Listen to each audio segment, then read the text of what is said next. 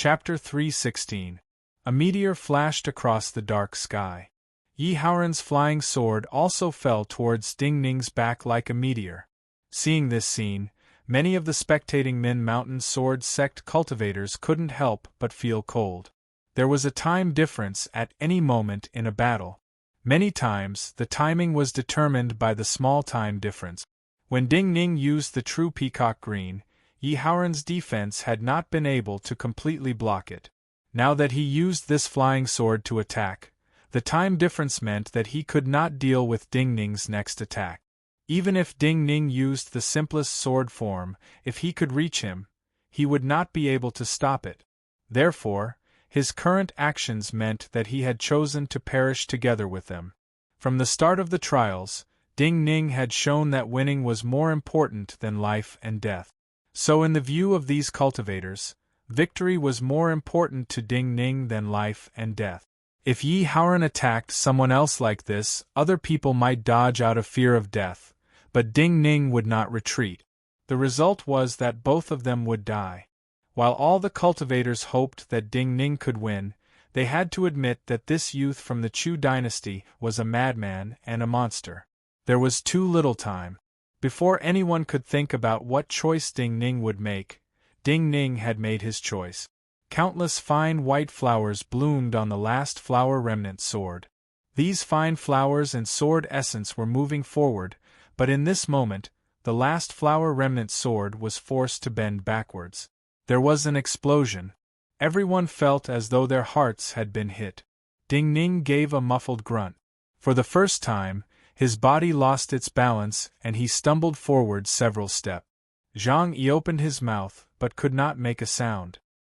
His vital energy instinctively surged towards his feet and he was about to leap forward. The hearts of Dugu Bai and the others sank to the bottom. Jing Liuli's breathing paused slightly and his expression grew ugly. Yi Haoran laughed. "It's over." That was what he said in his heart. Then, in his mind, he released the boundary that had been restricting the flow of his true essence. The remaining true qi in his body flowed freely and without reservation through his meridians. In that instant it gushed out from the 5 fingers of his left hand.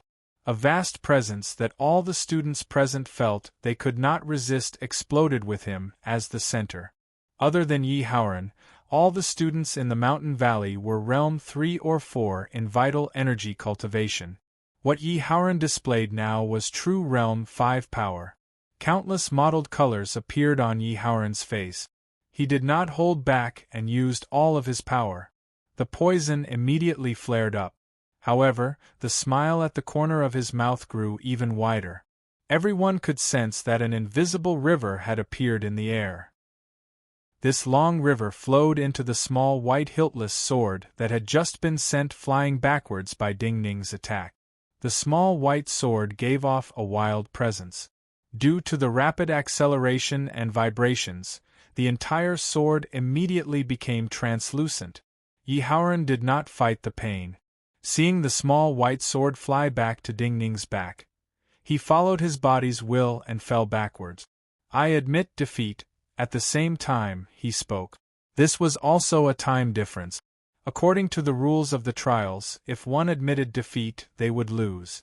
However, at this moment, his sword was definitely faster than his voice.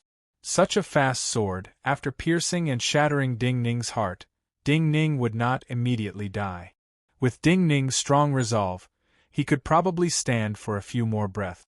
The final result of this grand event that attracted the attention of the world was that he admitted defeat, and Ding Ning won first place, but Ding Ning would die next. Zhang Yi's body had left the ground, and was flying at a speed exceeding his usual limits. But no matter how fast his body was, he could not be faster than that flying sword, and could not block in front of that flying sword.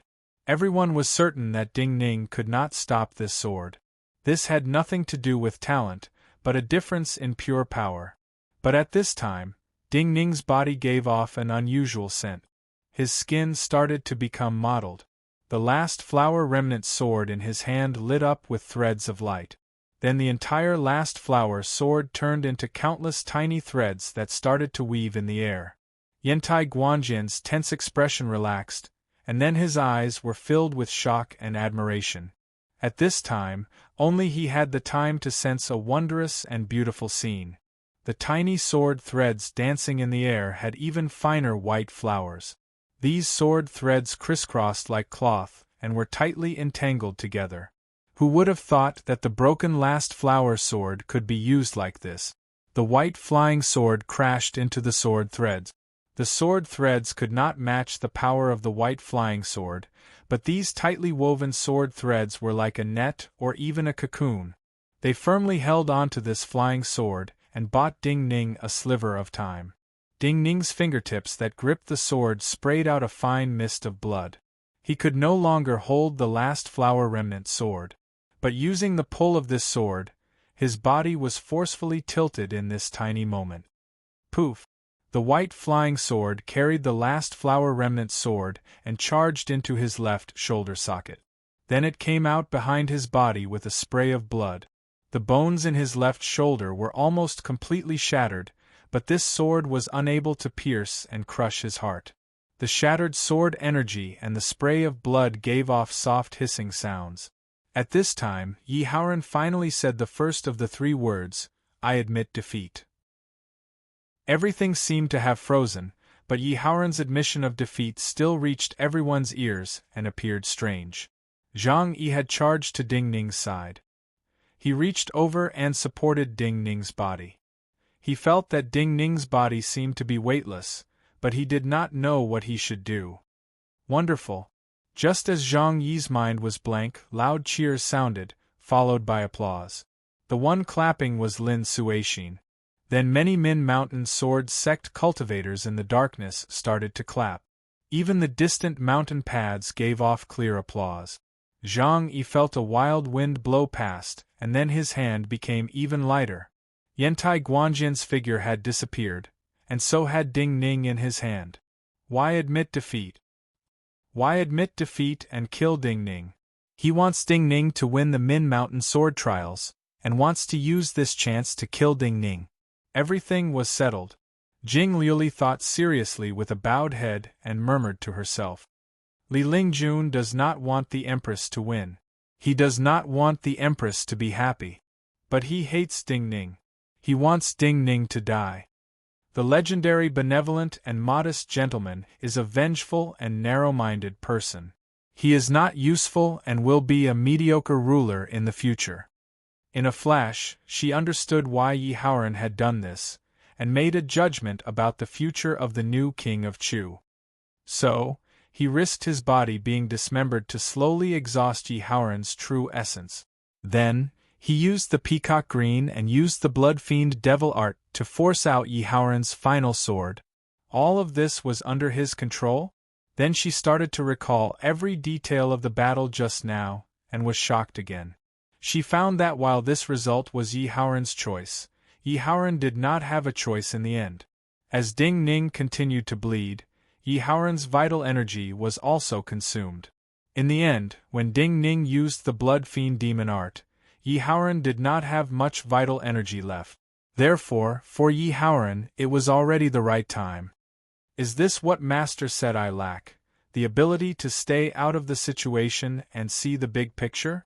Jing Liuli slowly exhaled and was silent for a long time. She had thought of many things, but the entire valley was just starting to wake up. Waves of cries of disbelief rang out unceasingly. Xiero looked at the place where Ding Ning had blocked Yi Haoran's last blow. Her body and lips trembled so she could not speak. He is first. Li Shixing said these words simply. At this time, he was the calmest of the group. He will not die. Then this youth, who seemed to be afraid of the cold, straightened his collar and said seriously, I am sure. Li Shixing's voice was steady and loud. He is first. He will not die. This kind of voice suppressed many cries of surprise and echoed in the valley. Zhang Yi started to recover. He sensed all the mountains were echoing. He sensed the gazes of all the students and cultivation teachers. He looked at the blood that Ding Ning had spilled on the ground and sensed that the blood was shining. Even though it was night, he sensed light coming down from the sky. He looked up and seemed to see Shui Wangshu smiling at him and the entire valley with a satisfied and mischievous smile. He knew this was glory. The glory that his little sect brother brought. Chapter 317. Ding Ning won? This youth from White Goat Cave really won the Min Mountain Sword Trials? While everyone knew this was the truth, many people still did not dare to believe that this youth from White Goat Cave had won against Palace Attendant Rong's arrangements, and the will of the Empress who had never been defeated. Looking at these days' students and cultivators, Lin Suixin put down the scroll in his hand, cleared his throat, and announced with a rare faint smile, "The Min Mountain Sword Trials have ended. Ding Ning is first." Lin Suixin was the organizer of the last sword trials, and represented all of Min Mountain Sword Sect. When his voice sounded, everyone was startled awake and accepted this truth. Many students looked at each other. They were usually the best of the best and were very proud. But at this time they did not see any dissatisfaction in each other's eyes. No one dared to be dissatisfied. No one would be dissatisfied, because Ding Ning had shown so much power in the trials that they may never be able to catch up in their lifetime. They then looked towards Zhang Yi. Zhang Yi's side was empty. Ding Ning was not there right now, but everyone knew he was alive, and the glory that followed belonged to him. Missing at the moment when he should be the center of attention was like Ding Ning's usual calmness. They felt uncomfortable. It was as though he disdained to enjoy their shock, jealousy, and admiration. Could Ding Ning's calmness towards them be understood as disdain, disdain to explain, and disdain to be with them? The valley grew silent. Each Min Mountain Sword Trials was different, but the trials were usually very lively at the end. Many people congratulated, many people wept, and many people cheered victory. But never had it been so silent. The glory was so great that people felt ashamed of their own inferiority. A green palace in the mountains pierced the sky like a sword. On the peak, Bailey Sushue, dressed in white robes, looked silently at the scene in the valley. He suddenly found it amusing. A person like him could not suppress his emotions, so he laughed out loud. Clear and melodious laughter drifted into the valley along with the mountain wind and the sound of cicadas. All the teachers in the valley heard this laughter. While they could not see Bailey Sushue's figure, they knew from the dominance in the laughter that this was the master of Min Mountain Sword Sect. Hearing Bailey Sushue's laughter, these people felt even more emotional. This was especially true for people with special identities and statuses. On the mountain path, the middle-aged man in yellow robes who had replied for Palace Attendant Rong stood motionless for a long time like he had turned into a statue. On the other hand, Sikong Lin, the vice bureau chief of the Bureau of Rights, was so excited that his entire body trembled uncontrollably. Huang Jinwei turned to look in the direction of Bailey Sushue's laughter, a hint of admiration in his eyes. Pan Rui shook her head and said with a cold expression, "I don't think she will stop here. His Majesty is still in this mountain." Then she said in an even colder voice, "Even if it is against the Empress arrangements, Bailey Sushue's actions are too presumptuous. In reality, she is a very qualified mistress." Huang Jinwei rarely argued with Pan Rui, but at this time, he shook his head and expressed a different opinion. No one in Chongling is more suited to be a mistress because she knows how to balance and control better than anyone else. Our Qin dynasty has Min Mountain Sword Sect and Lingshu Sword Gate. After a pause, Huang Jinwei looked at Pan Rui and said, "The Qin dynasty can lose Min Mountain Sword Sect, but we cannot lose these two major cultivation places together. Even more importantly, if we lose Min Mountain Sword Sect, we will quickly lose Lingshu Sword Gate." Pan Rui thought for a moment and said, "Because there will be no sense of security?" Huang Jinwei was shocked that Pan Rui could understand so quickly. He nodded and said softly, "A sense of security is a wondrous feeling. Some people would rather have a powerful opponent than see that powerful opponent disappear. Because powerful opponents can often help each other. If you are alone, the uncertainty and lack of security is enough for a person to do something completely different. Pan Rui looked expressionlessly at all the cultivators in the mountain valley and said slowly, "The cultivators of Chongling do not have much sense of security, but she knows where the boundary is. So she will make the cultivators of Chongling feel insecure, but not too insecure." Huang Jinwei felt that her conclusion was accurate. He was also surprised that Pan Rui would say these things. So he looked at Pan Rui and did not know what to say. Pan Rui did not say anything. Since she had stayed here to see the final result, and the result was already decided, she had no need to stay. So she nodded at Huang Jinwei and turned to leave. Her beautiful figure quickly disappeared into the shadows of the mountain path. The resting camp was even more deathly silent than the mountain valley. Many of the officials moving through the camp intentionally avoided Palace Attendant Rong's tent with fearful eyes. They felt that Palace Attendant Rong would be furious right now. No one was willing to be tainted by her anger at this moment. Yet, no one had expected Palace Attendant Rong to show no anger in the tent. She was deep in thought with her head bowed. Where did Lai Yinghong go? When all the students accepted the fact that Ding Ning had won the Min Mountain Sword Trials, someone finally recalled the name that had always been first on the Book of Talents. Yi Haoran and Ku Shichuan, even though they had lost to Ding Ning in the end, they still showed strength far surpassing ordinary students. Lai Yinghong was first on the Book of Talent. How could he have fallen into the sea of brambles? Also, everyone knew that Lai Yinghong from Jiaodong Commandery should have been Palace Attendant Rong's most important pawn. While most of the cultivation teachers had seen with their own eyes how Lai Yinghong had left, these cultivation teachers had not had many chances to interact with these students after entering the mountain valley to watch the trials. So none of the students knew what Lai Yinghong had encountered. Lai Yinghong was defeated by Xie Chongxing and Shen Yi. Multiple cultivation teachers spoke at the same time and answered that student's question. The mountain valley was silent for a moment and then exploded with a boom. Of the people who had followed Ding Ning, only Xie Chongxing and Shen Yi had not entered the final trials.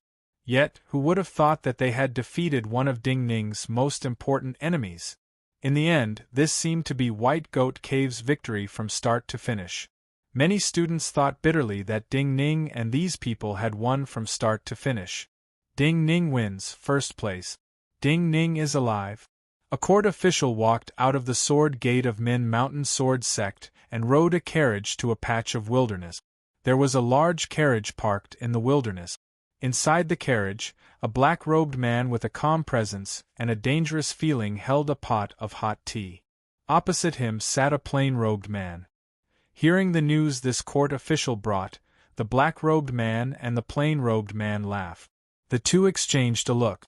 The plain-robed man could not help but say, "The impossible has been done. This Chongling has countless possibilities." Night still shrouded Chongling. The distant fires had been extinguished long ago, but an even more dangerous presence flowed through the air. Bai Shanxue moved through the streets of Chongling.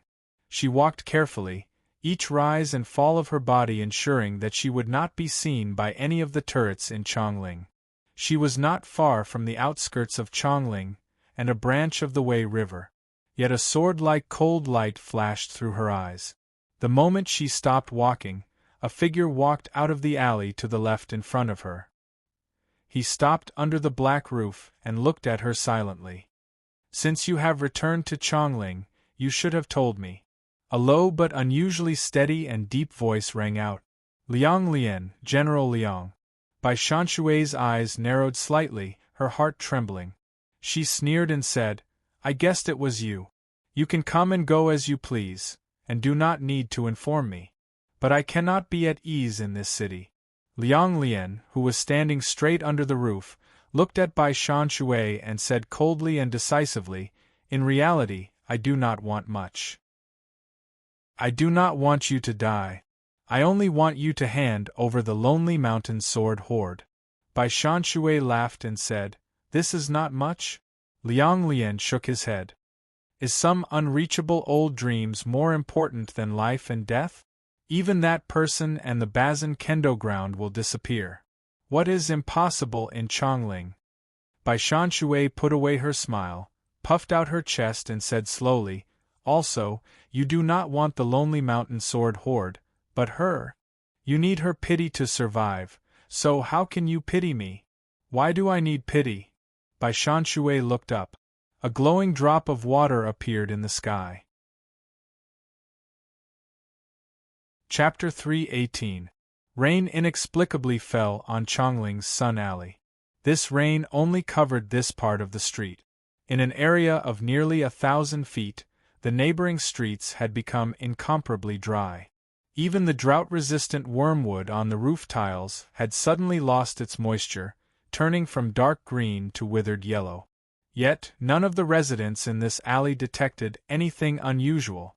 They did not even hear the sound of rain. Before the rain fell, some white smoke had spread with the wind.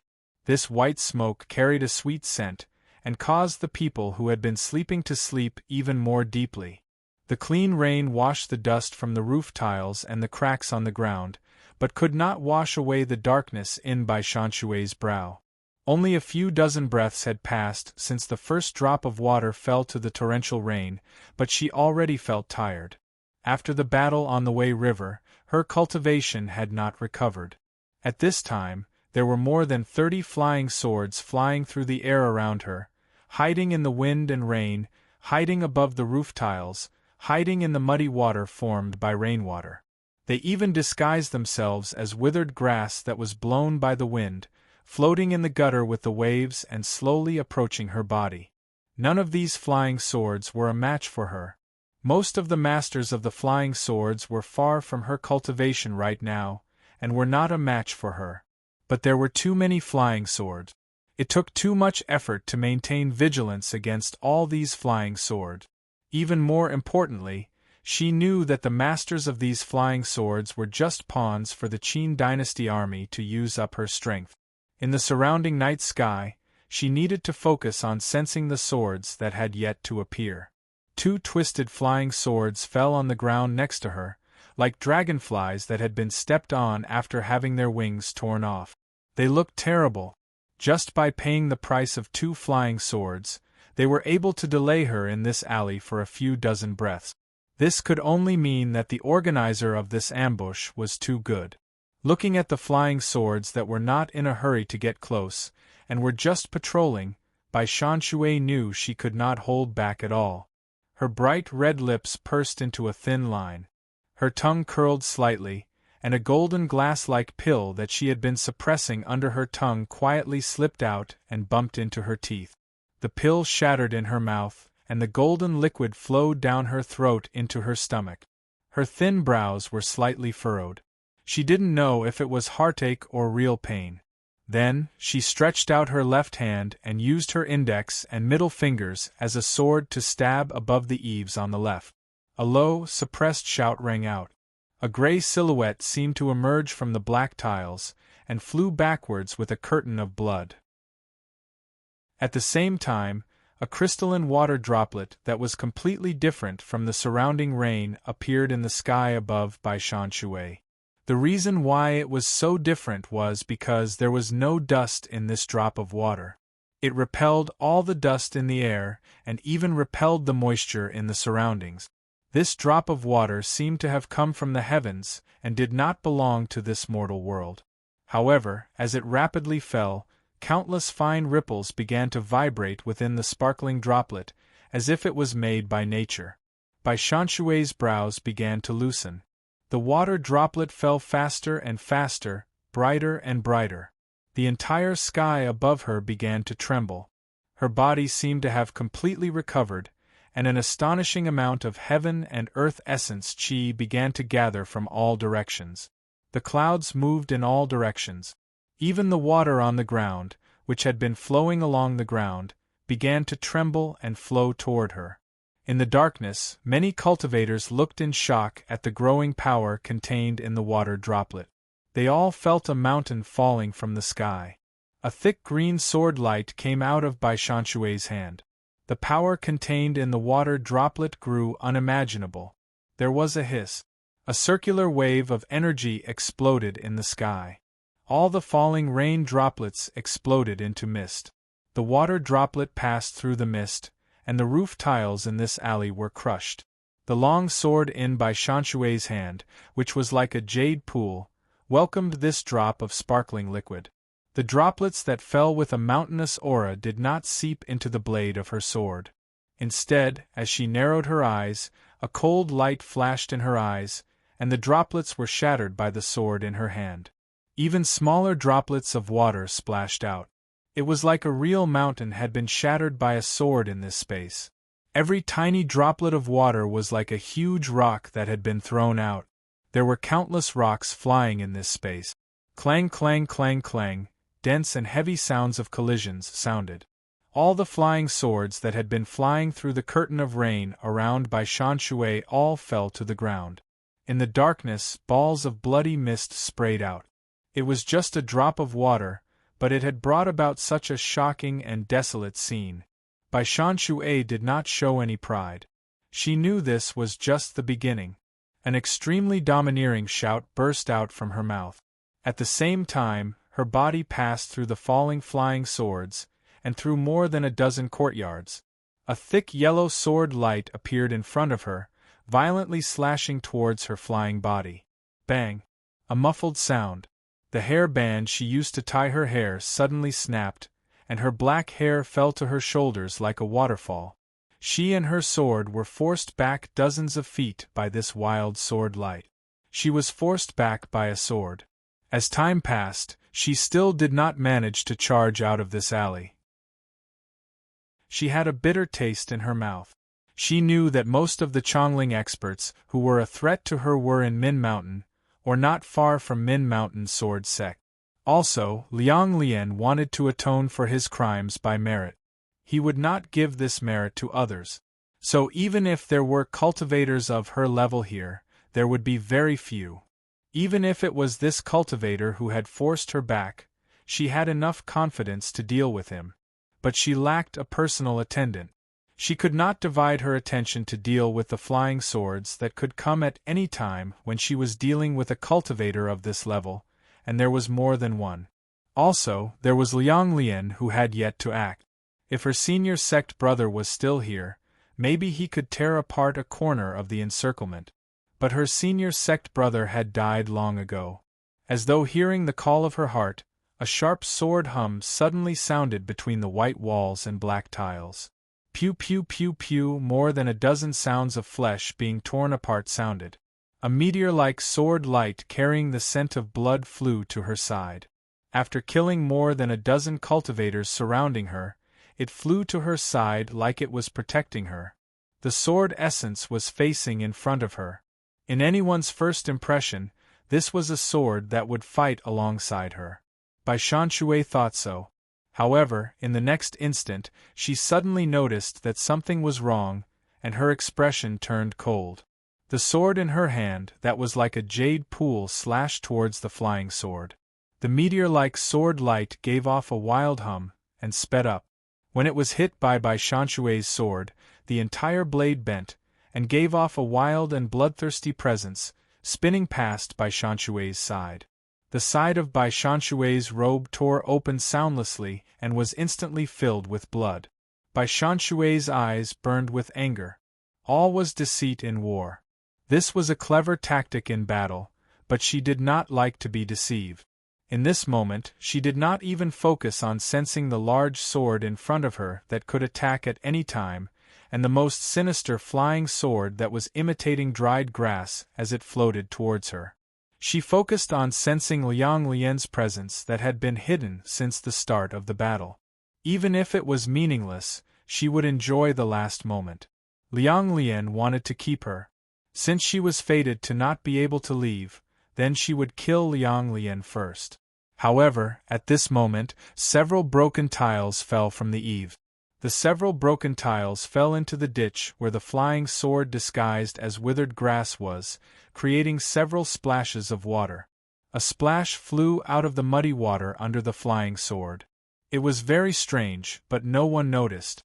The water splashed high. When it reached a height that surpassed common sense and did not fall, the cultivator who had forced Bai Shan to retreat suddenly felt something was wrong.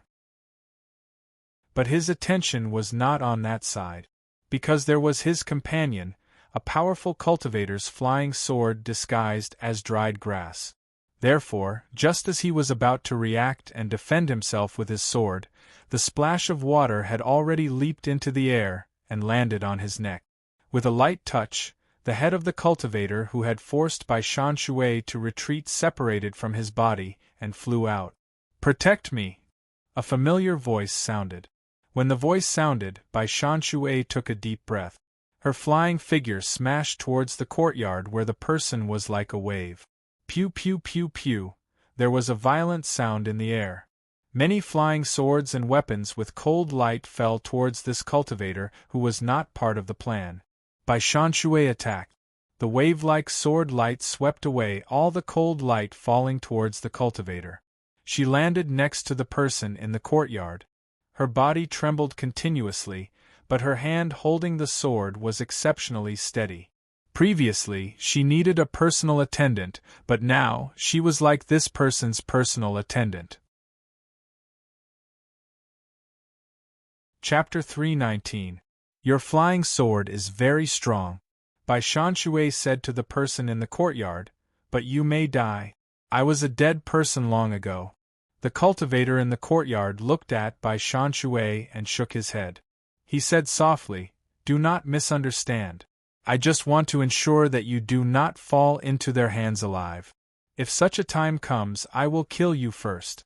Please do the same to me, and do not let me fall into their hands alive. Bai Shan smiled in satisfaction when he heard these impolite words. He lifted his head and said, very good. A wild wind rose, and the night was in chaos.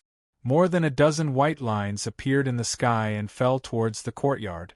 These white lines were either sword formations created by cultivators of the sword schools or powerful weapons. Even from far away, one could feel the terrifying power contained within. But the cultivator next to Bai Shan did not pay attention to these white lines. Even as he spoke to Bai Shan, his mind was firmly focused on his thin flying sword. His flying sword was very short. When it flew out of the turbid water, it was mottled with the same color as the turbid water. Yet, when the sword cut off the head of the expert under Liang Lian, his sword turned into a restrained deep purple. As he spoke to Bai Shan his flying sword broke free of the entanglement of a bright white flying sword, broke through the roof, and passed through the body of a gray-robed old man. The moment the gray-robed old man's bloody mist surged, the small sword that had been drifting like a leaf in the ditch suddenly fell to the ground. Boom! The gray-robed old man fell like a mountain into a narrow space filled with junk. He looked at the fatal wound at his heart and shouted in discontent, Fan Zhua is dead. Where did this person come from? Looking at the young cultivator next to Bai Shan who was barely visible in the darkness, everyone who had participated in the encirclement was similarly shocked and puzzled. No one knew that this young person came from the Chu. No one knew that his name was Li Yunrui. This nameless cultivator who had suddenly appeared was like heir to Chongling. Bai Shan did not care about Li Yunrui's flying sword. She looked up at the sky. Those white lines in the sky carried a pure and holy aura. They were actually a dozen heavenly fires condensed from the natural energies. Bai Shan was certain that the skyfire was the work of Jing Xiu when she sensed the cold and perfect qi. However, what she found hard to understand was that although the skyfire was equally powerful, it seemed more deliberate and less natural compared to the qi she had sensed on the river before. It was a little stiff. Naturally, it was impossible for Jing Xiu's cultivation to drop for no reason. To her, now was not the time to consider Jing Xiu's cultivation. It was difficult for her to resist the power of these heavenly flames, but she had to block them. She stared at the cold heavenly flames and waved her sword again. A blue wave surged from her sword, and then turned into a furious waterfall, rolling towards the sky. These dozen bolts of heavenly fire were supposed to fall at the same time towards her and Li Yunrui at her side. This was a power she could not fight against. However, as the waterfall flowed backwards, the dozen bolts of heavenly fire broke through the waves of the green waterfall. There was a clear distinction between who came first and who came first. Then the deep green life-bond sword disappeared from her hand. Her fingers flicked, and a dozen glowing droplets of liquid formed in the air to meet the dozen bolts of skyfire. Every collision was like a giant mountain colliding with each other. Countless chaotic heaven-earth yuan qi blossomed like firework. More than 10 houses around the small courtyard collapsed from top to bottom like paper. Bai Shanshui's face was extremely pale. She barely managed to block Jing Xiu's skyfire. She felt proud, but at this time, she felt a warning. A black flying sword flew out from the broken tiles. This black flying sword was ordinary and did not have any unique aura. It was as ordinary as an ordinary broken tile. It did not attract any of her attention beforehand. She did not even sense it. It was not just simple, and its presence was restrained. This black flying sword had an extremely accurate grasp of timing, just like Ding Ning's winning moments at the Min Mountain Sword Trials. Even more importantly, this sword's murderousness was not directed at her, but at Li Yunrui next to her. She had no time to block with her sword. She felt very cold. There was a soft sound in the air. This was the sound of a sword passing through flesh. But this sword did not pierce Li Yunrui's body. Bai Shanshui's left arm was stretched out in front of Li Yunrui. This black flying sword pierced through her left arm. Then, the owner of the flying sword knew she had won the time she needed. She did not continue to fly towards Li Yunrui. Instead, she suddenly let out a shrill howl and shot straight into the sky, as though she was about to fly beyond her control. Li Yunrui glanced at Bai Shanshui's left arm in front of him. He looked at the terrifying wound where blood was pouring out, but his expression did not change much. He did not look at the black flying sword that was just a fraction of a breath away from killing him. He nodded at Bai Shanshui and said, "Let's go." As the white skyfire fell, the strong murderousness in the surrounding streets retreated like a tide. The flying swords hidden in the darkness retreated like poisonous snakes. Bai Shanshui knew this was because of Li Yunrui's appearance. This cultivator who was absolutely unknown in Chongling had not been part of this situation. No one knew that such a powerful cultivator would appear next to her. Because of the appearance of such a powerful cultivator outside of the plan, Liang Lian could not lead his army to quickly kill or capture her in these streets. The longer they fought in these streets, the more ordinary people of Chongling would die. Any old person of Chongling, including Zheng Xiu's enemies like Bai Shanshui, knew the cruelty of this woman sitting in the Empress seat. She would not care about paying a price. But Liang Lian could not bear such a price. Because the deaths of these people, these prices would not be counted on her in the future, but on Liang Lian. So at this moment, the net surrounding her and Li Yunrui loosened a little. This was a purposefully loosened gap. After they charged out, they did not know what was waiting for her and Li Yunrui outside. But as a great rebel, she did not even have the courage to try. "Let's go." She only calmly nodded her head and continued to follow behind Li Yunrui like a true attendant. Blood dripped down her arm. Then the color grew fainter. What dripped from her arm was no longer blood, but glowing water droplets. The glowing water droplets fell to the ground without any sound. They seeped through the cracks in the stone paths of Chongling streets and alleys, and into the hard earth below. Yet, there was a rumbling like a drum from underground. The sound grew louder and more intense. All of Chongling started to shake. Many Qin dynasty cultivators hiding in the darkness looked in shock at the shaking ground. They could not understand how Bai Shanshui could cause such a result with her cultivation. "Why is it like this?" Li Yunrui could not understand either. He frowned slightly and could not help but ask softly. Bai Shanshui smiled rebelliously and said, "You have been following me. You should know that I have seen Chongling's water channels the most in these days. Underground rivers. Li Yunrui reacted. He appeared to be in a daze, but in reality, his mind was focused on his flying sword flying through the air. Causing the underground rivers to pulse is just too much of a waste of vital energy. The dust accumulated between the roof tiles fell down. Panicked voices sounded in the distant streets, followed by coughing. Lights lit up one by one. All of Chongling was awakened from their dreams. For someone like me, if I were to die, I would naturally die with a bang. How is it possible to kill me silently? Hearing Li Yunrui's words, Bai Shanshui's lips curled into a proud smile. So what if I spend more vital energy to wake up Chongling? Li Yunrui glanced at her and did not speak. Bai Shanshui knew that he felt she was too conceited and arrogant at this time. But she showed an even prouder smile. Starting now, follow me. If those two do not appear, if we can stop Jing Xiu's sword, we may be able to leave this city alive.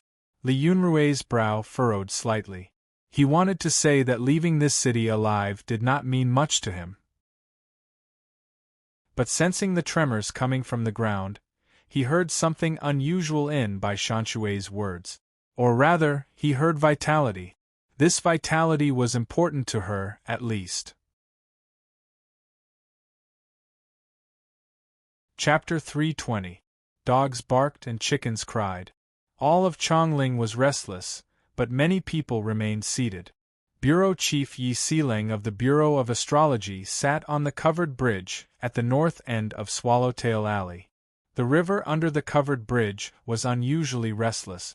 Transparent bubbles kept bubbling out of the mud and floated to the surface of the water. The waves splashed against the stone pillars under the covered bridge. Her expression was calm, as if she did not care at all. On the stone bridge next to her, there were open black umbrellas. The officials of the Bureau of Astrology in black robes were holding black umbrellas to cover their bodies in the darkness. They were packed together and spread from the stone bridge to the streets behind. Bai Shanshui suddenly stopped in her steps. She did not walk towards the alley ahead, and turned towards an alley to the east. Li Yunrui did not hesitate to follow her. He frowned and said, "Bureau of Astrology?" Bai Shanshui nodded. Li Yunrui looked at her proud profile and said after a moment of silence, "Why not go from there? That may be the weakest. Since Jing Xiu has acted, and the entire Bureau of Astrology is waiting there. Even if we can get out of there, what happens next will not be so simple." Bai Shanshui smiled. "If you have to risk your life, you do not have to find a person you find pleasing to the eye." After a pause, Bai Shanshui did not look at Li Yunrui and said, "In Chongling, it is very difficult to find a few pleasing to the eye." Li Yunrui shook his head. "If you really have such intentions, you should go to her. Back then, she was unable to stop you on the Wei River. Today, you are not going to pass through there. Other people may think that she is colluding with you great rebels. Her situation in Chongling will be even more difficult in the future. Back then, today, in the future." Bai Shanshui turned to look at him with slight disdain. "I just find her pleasing to the eye. Who cares about the future? I just want to be happy right now. As to whether she lives or dies, she is Qin and has nothing to do with me." Li Yunrui had never seen such reasoning and stilled. Bai Shanshui's expression suddenly grew grave. She looked into the distance. There was a towering turret in the darkness. There were no lights on the turret, but she could feel an abnormally lofty aura rising from that corner. The turret became larger and larger in her perception. It's Mo Shouqing. Li Yunrui also felt that strange and powerful presence. He raised his head and spoke softly in that direction. Then, he turned towards the west in a very natural manner. Only that old man could emit such an aura, which was a warning to him and Bai Shanshui. If he and Bai Shanshui ignored the warning and continued to move in that direction, that abnormally high power would truly sweep down, ignoring the streets and alleys. If he tried, he would die. Thus, He and Bai Shan-shui could not test whether or not the old man would really attack at all costs. At this moment, if they did not want to turn back and fight to the death with Liang Lian's army, then they could only go to the west. At this time, their west was the closest path to the outskirts of Chongling, and there was a tributary of the Wei River in the outskirts. Bai Shan-shui did not object and followed Li Yunrui's figure. At this time, there were no flying swords attacking. The two walked side by side, and it was impossible to see who was the other's attendant. There is a large reed marsh there. In the past, many ordinary criminals of Chongling thought they could escape easily if they ran there, but they all died there. So that reed marsh is called the Dead Marsh. Bai Shan-shui gathered her messy long hair and said casually to Li Yunrui. She found that she was not used to female makeup. A very appropriate name. Li Yunrui turned to glance at her and said in an even more serious tone, "You are very beautiful right now, so I will not let you fall into their hands. If you cannot escape, I will definitely kill you before they catch you." Bai Shan-shui stilled slightly and understood what he meant. If a woman like her fell into the water prison of Chongling, what she would experience would be more terrifying than a man. But she smiled unconcernedly and said, "Thank you for your praise." The ground was still shaking, and the roof tiles and beams were creaking. However, the dangerous aura they sensed was fading away, and everything became eerily quiet. No one stopped them. Like a pair of lovers watching a lantern festival, the two strolled through the streets in the night. I became a sword cultivator. In these years, only my senior sect brother followed me. I did not even have a close male friend. The atmosphere was astoundingly oppressive, but Bai Shan-shui did not care. She looked at the dim shadows on the stone path, and said casually, "In the past, if a man dared to say something like this to me, even if I did not kill him, I would have dug out his eyes." Li Yunrui frowned slightly.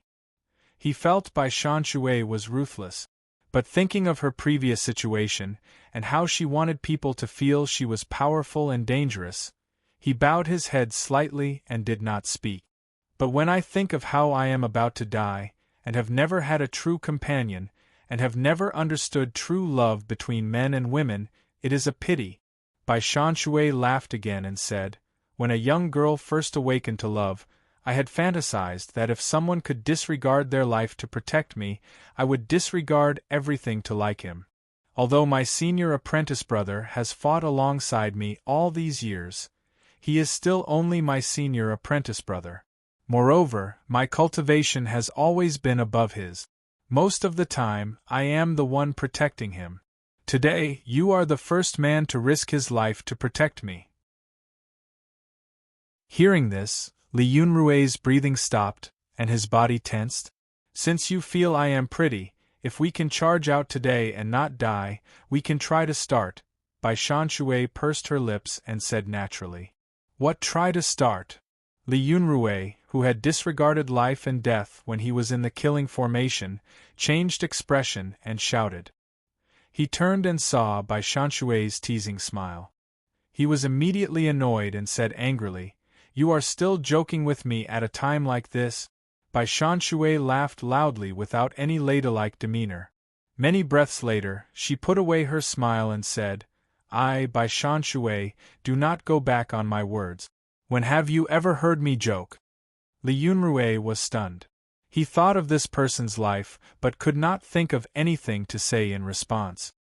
His face flushed red, and he forced out the word from between his teeth. "Boring? Boring?" Bai Shan-shui smiled soundlessly. In this life, she feared she had never been as interesting or as dangerous as today. Li Yunrui turned his head away, unwilling to speak to Bai Shan-shui. There were no more sounds in the street. The dead were still far away, but Bai Shan-shui could feel the moisture coming from the reed. A flute sounded among the reeds. Someone was playing a flute in the dead. The sound of the flute was indistinct, so slow that it was almost out of tune. It was clearly summer, but it sounded like the wailing of autumn insects, weakly flapping their wings and unable to fly up into the sky from the reed leaves that covered the sky. Yet this kind of flute had astounding penetrating power. It passed through many miles of farmland, through many streets, and clearly reached by Shan Shui and Li Yunrui's ears. Li Yunrui, who had decided not to speak to Bai Shan Shui, took a deep breath and could not help but ask coldly, "Who is it?" "Chief Inspector Chen. That mysterious warden of the Divinity Bureau." Bai Shan Shui's words split into two brief moments. Li Yunrui heard the shock in her voice. In the next moment, Bai Shan Shui ran her fingers through her hair and smiled. "Interesting. Let's go through there. Of these people in Chongling, he is the only one I have not seen fight." "You have seen the others fight?" Li Yunrui frowned and said in disbelief. "You may not believe it. Many times I did not show up, but that does not mean I was not there." Bai Shan Shui put her hands behind her back and looked coolly at him. She said, "Do not forget, when my dynasty was destroyed, I was already a great rebel. My dynasty has been destroyed for many years, and before that, I was already on many battlefields." Li Yunrui bowed his head. Bai Shan Shui's experiences were not something ordinary cultivators could compare to. But while mystery was interesting, it also meant unpredictability and power. If he had a choice, he would rather face another powerful woman in Chongling and her entire astrology bureau than face the mysterious chief of the bureau who was waiting for them in the Dead Man's Sweep. Bai Shan Shui walked with her hands behind her back. He silently followed with a bowed head. "Other than my senior sect brother, you are the first man who does not care about life and death, and follows me regardless of whether I am leading the way to life or death." Bai Shan Shui's voice reached his ears again. Li Yunrui grew angry again and said in a heavier tone, "So boring? Boring?" Bai Shan Shui responded coolly this time. "I just do not want you to be filled with death. If you have no interest in life, how can you help me survive?" Chapter 321. Li Yunrui turned her head away, annoyed. The faint smile on Bai Shan Shui's face immediately disappeared, and she sighed. Because she was more arrogant and vicious in her actions than the cultivators of the sword furnace, even if she had not fought in Chang'e last year, she was the greatest rebel in the eyes of almost everyone in the Qin dynasty. She had become famous early and famous. Her opponent was the strongest in the world. As she grew older, she naturally developed a presence that looked down on the world.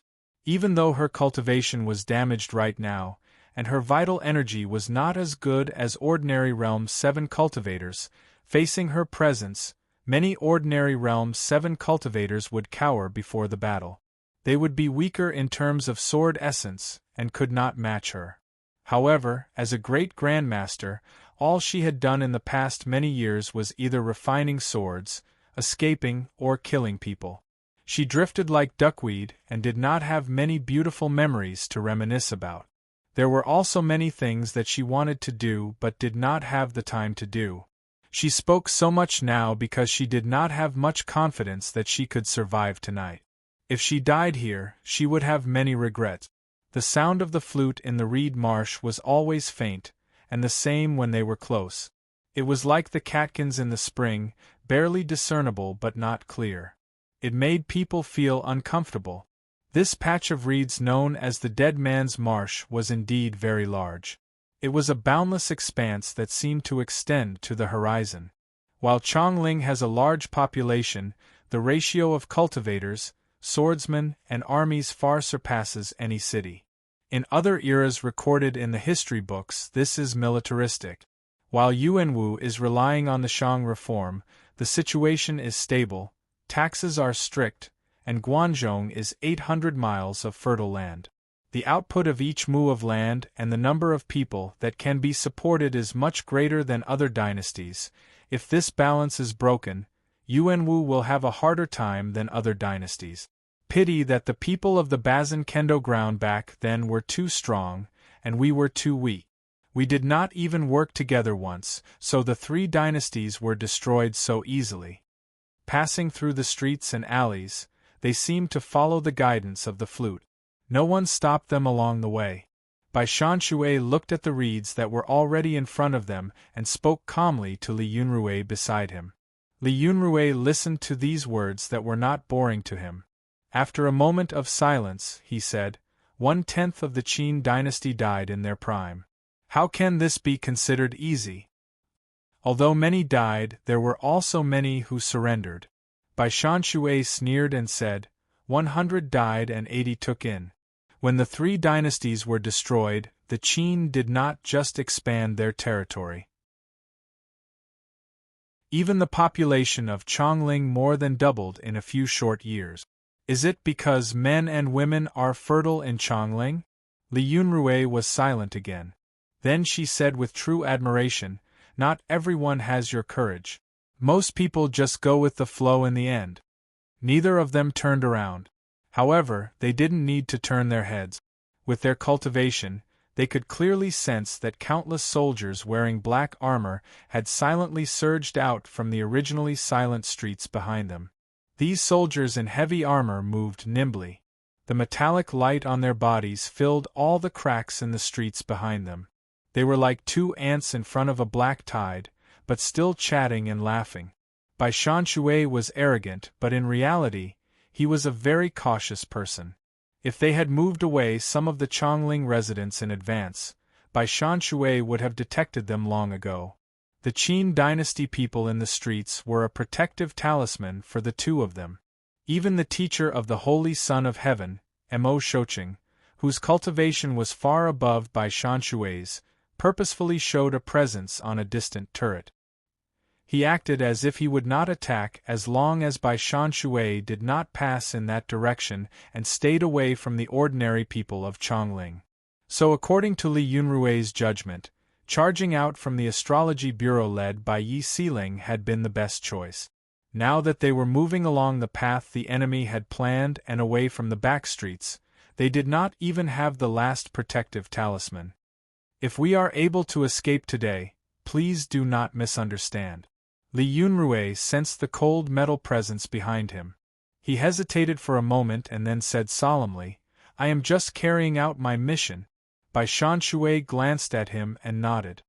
You are loyal to the king's orders.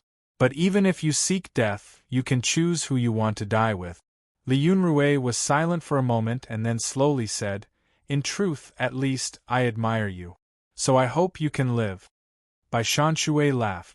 Then she looked seriously at Li Yunrui and said, Cultivators at your level will often be obsessed with simple and crude power. They will casually use a sword move that causes the primal energies of the universe to explode. The feeling of using absolute power to crush an opponent is hard to resist.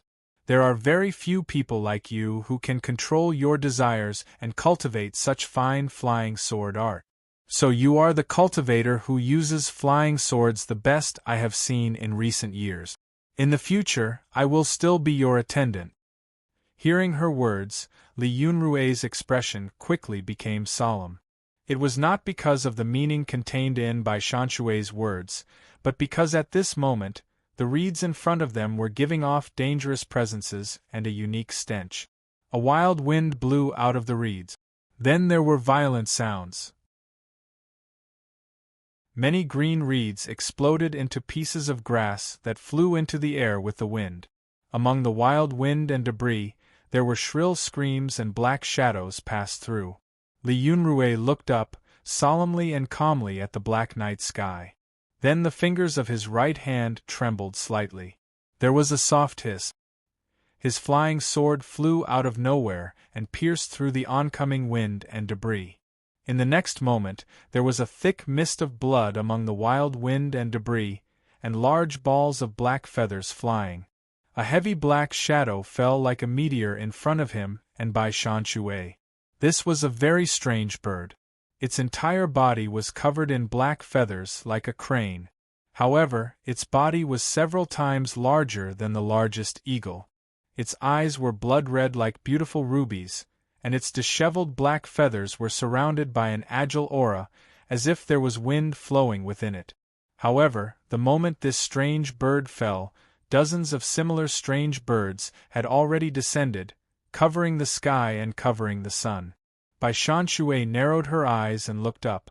She was certain that the sharp claws of these birds were no less than the 100 refined swords of ordinary Chongling swordsmen. Also, these birds gathered primal energies of the universe, and each bird was much faster than ordinary birds. Each and every one of them was like a flying sword. But she still had no intentions of attacking, and just watched silently.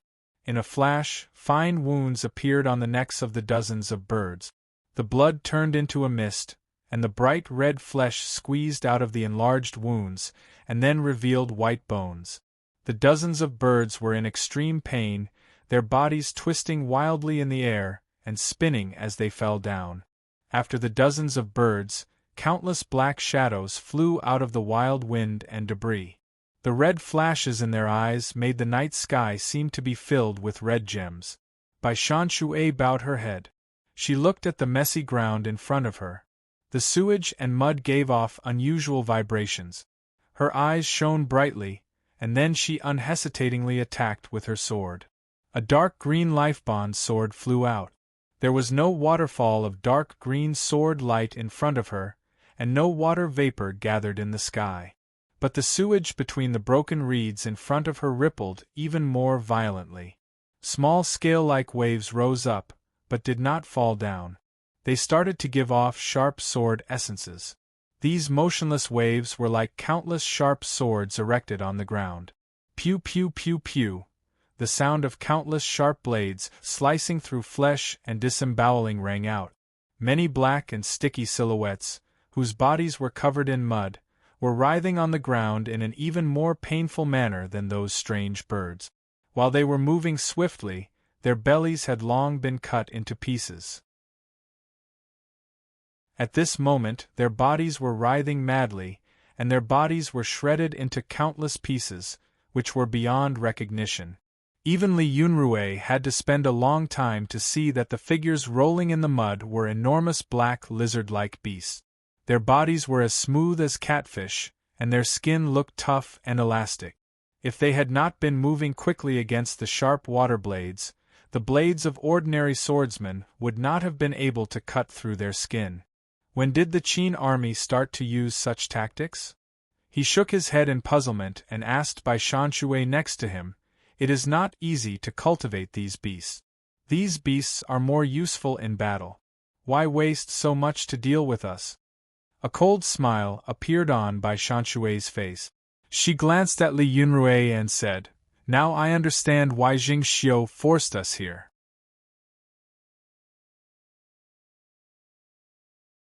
Chapter 322. Who is that young person?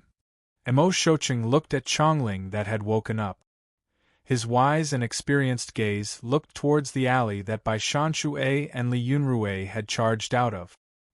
He gently and slowly asked a black-armored general who had just appeared behind him. The black-armored general bowed respectfully to the old man sitting on the old rattan chair. Then he reported, "The bureaus have no leads on this person." Mo Shoucheng thought and said, "Try to keep him alive." The black-armored general's expression grew ugly. But if they wanted to keep a great rebel like Bai Shanshui alive, they would have to pay a great price. Adding on that young man who seemed to have fallen from the sky and whose flying sword arts were unfathomable, who knew how many soldiers and cultivators would die tonight. But he was certain that this old man had weighed the cost when he said this. Then the price was worth it. Therefore, he solemnly bowed again and promised, "Yes. A very good flying sword, a very patient flying sword." Not many of the young people in Chongling have the patience to cultivate flying sword. Mo Shoucheng listened to the footsteps of the general leaving behind him, and said softly to himself with pity. The turret was still trembling slightly. The rattan chair under him suddenly gave off soft cracking sounds. Old rattan chairs, old bamboo mats. The older they were, the more comfortable they would be to sit and lie down. But when they were too old, they would easily rot and break. In the past, this old rattan chair that he was used to sitting on would easily break, but this year it had broken many times. Mo Shoucheng shook his head softly and felt it was inauspicious. What is the meaning? Li Yunrui turned to look at Bai Shanshui and asked. His brow was furrowed, but not because of this problem. In a situation like this where he felt he would die, he did not care about this problem. What made him uncomfortable was the pungent smell of blood and flesh from the Qin army's tamed beasts. You can't even get used to the smell of blood. It seems you have not had much experience in cruel fighting. Bai Shanxue seemed to see the source of his displeasure. He smiled mockingly and then continued, "Many things, including battle formations and new artifacts, have to be tested in real combat after being created. The stronger the weapon, the more it has to be used against powerful cultivators." Li Yunrui quickly understood Bai Shanxue's meaning and said, "So she is using us as testing tools? A test tool like me is too hard to come by." Bai Shanxue laughed coldly and arrogantly. "She wants to send a message to me and the world with such an arrangement. Even a great rebel like me is just a tool for her to practice tactics and test new weapons in her eyes. Looks like you're right. She doesn't consider things on the same level as us at all." Li Yunrui raised her head. At this moment, the black feathers and scarlet blood that were falling from the sky suddenly thickened. The dense blood fell into the mud, and even made the sound of a rainstorm. It was not because his flying sword had sped up at this moment. His flying sword was the same as Mo Shoucheng's evaluation. He used the most patient fighting method. Each blow was just right, and did not waste any vital energy. At this time, it was because the wild birds in the sky started to tear at each other even more furiously. Angry shouts and shouts could be heard from the distant reeds, but they could not stop the birds from rioting on their own. This kind of presence even affected the beasts in the surrounding mud. The beasts started to panic. They did not bite each other, but feared this battlefield. Some started to flee into the surrounding reeds. "I heard that Min Mountain Sword Sect has a demon farm. Jingxiu and Yuanwu want to learn from Min Mountain Sword Sect. Jingxiu must feel that this is good. These animals can appear on the battlefield and show the other dynasties the new power of Chongling. But it is a pity that she is too optimistic." Bai Shanxue laughed loudly. "Have these animals never even encountered a true killing star, and can only scare those mediocre people?" Li Yunrui glanced at her and shook his head. He said, "No meaning." Bai Shanxue glanced back at him and said, "Interesting. Because if they can hear us, they will pass it along to Jingxiu's ears." Li Yunrui was silent for a moment and said, "But we will still die in the end. What is the meaning in this kind of mockery before death?" Bai Shanxue laughed with a teasing tone. "What if we can leave this place alive?" Li Yunrui did not respond to her. He looked up at the night sky and said softly, "They are here." The black birds that had almost covered the entire sky had already dissipated in their frenzied rampage, leaving behind countless clusters of hot, bloody aura. At this moment, the night sky was like a black curtain painted with blood, and on this curtain, there were already countless gorgeous, dark green streams of light. The moment Li Yunrui said the words, these flowing lights had crossed hundreds of feet and arrived in the air above him and Bai Shanxue. The beautiful and agile green flowing lights were like arrows. Before they could land on the ground, they began to disintegrate in midair. No primal energies of the universe reached the ground. There was only a high-frequency vibration from these broken arrows. There was an inaudible sound that covered the surroundings. Bai Shanxue's pupils contracted. Her watery eyes and exceptionally pale face immediately showed red light. These red lights were not caused by the flow of blood, but the rupture of many small pores. The vital energy and blood in her body, even though they flowed under her control, vibrated strangely. A wave of death energy spread from the depths of her body towards the surface of her skin. She could not resist this kind of power. She felt as though her body was about to shatter into pieces. At this time, Li Yunrui's hand landed on her shoulder. His hand also began to vibrate at an extremely high frequency. In this moment, Bai Shanxue left the shadow of death. "Why is it like this?" While the discomfort rippling through her body made Bai Shan-shui want to vomit, she immediately took a deep breath and asked Li Yunrui. To know the solution meant that Li Yunrui knew of this terrifying weapon long ago, and had a deep understanding of it. Sound seal arrow. Li Yunrui's expression was uglier than Bai Shan-shui's. He struggled to say in a voice that only he and Bai Shan-shui could hear. My dynasty has studied this kind of weapon for decades, but we have not made any breakthroughs. This kind of seal weapon is not hard to defeat for powerful cultivators who know its principles, but for cultivators and soldiers who do not have enough vital energy, it is a disaster. Bai Shan-shui frowned. She could understand Li Yunrui's feelings right now. The Chu dynasty was the strongest in weapon-making in the world, and the foundation of their standing. Before Yuan Wu ascended the throne, the Qin army's fighting style could be said to be based on the sword, and they fought for the world with the sword. Even after 3 years of Yuan Wu, Chongling started to build workshops to make weapons, but no matter how much wealth and resources they invested, they could not compare to the workshops of the Chu dynasty. In the previous Deer Mountain Conference, the Qin dynasty had shown some powerful seal weapons to the other 3 dynasties. Those arrows with flames that could melt stone, and these sound seal arrows that surpassed the Chu dynasty, it was easy to deduce a conclusion. The price Li Lingjun had paid to return to his homeland and become king was far greater than the world had imagined. He had even sold out the interests of the entire Chu dynasty. She knew that Li Yunrui was most worried about how the people of the Chu dynasty would react to the new emperor after what happened here passed back to the Chu dynasty, and what kind of turmoil would occur.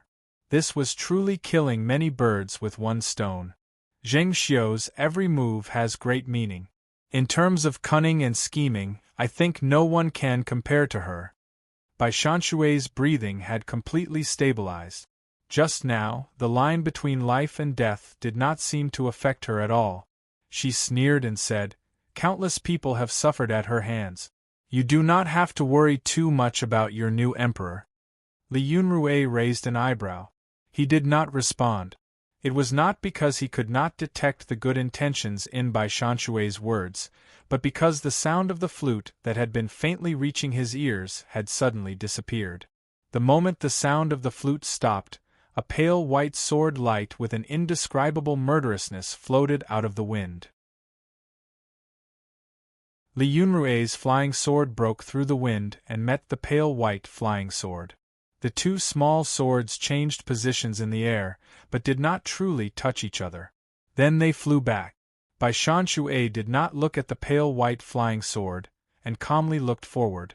Amidst the mud and reeds mixed with countless pieces of flesh, a man in dark red robes slowly appeared in her and Li Yunrui's line of sight. Looking at this thin but uncomfortable man, Bai Shan-shui said with slight disdain, "So you can use flying swords so well?" Li Yunrui's expression grew grave. The man in crimson robes was naturally the mysterious head of the Divinity Bureau. "Not from the Qin, but your flying sword is better than almost all the swordsmen in Chongling. It is not easy for you." Bai Shan-shui looked at the silent Chief Inspector Chen and said disdainfully.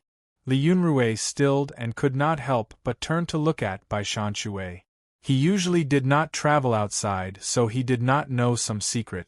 Chief Inspector Chen, who had been sitting in a carriage or in a dark hall all year round, so his face was unusually pale, slowly looked up. He glanced at Bai Shan-shui, and then at the pale white flying sword that had flown back to him. He said coolly, "It is not easy, so my flying sword is called the Thin Life Sword." Hearing his voice, Li Yunrui's gaze involuntarily landed on the sword.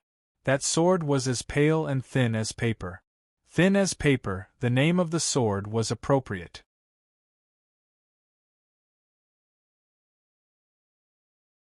Chapter 323. Bai Shan-shui glanced at the paper white flying sword and said coolly to Li Yunrui, "He is yours." Li Yunrui frowned slightly but did not say anything. She nodded slowly.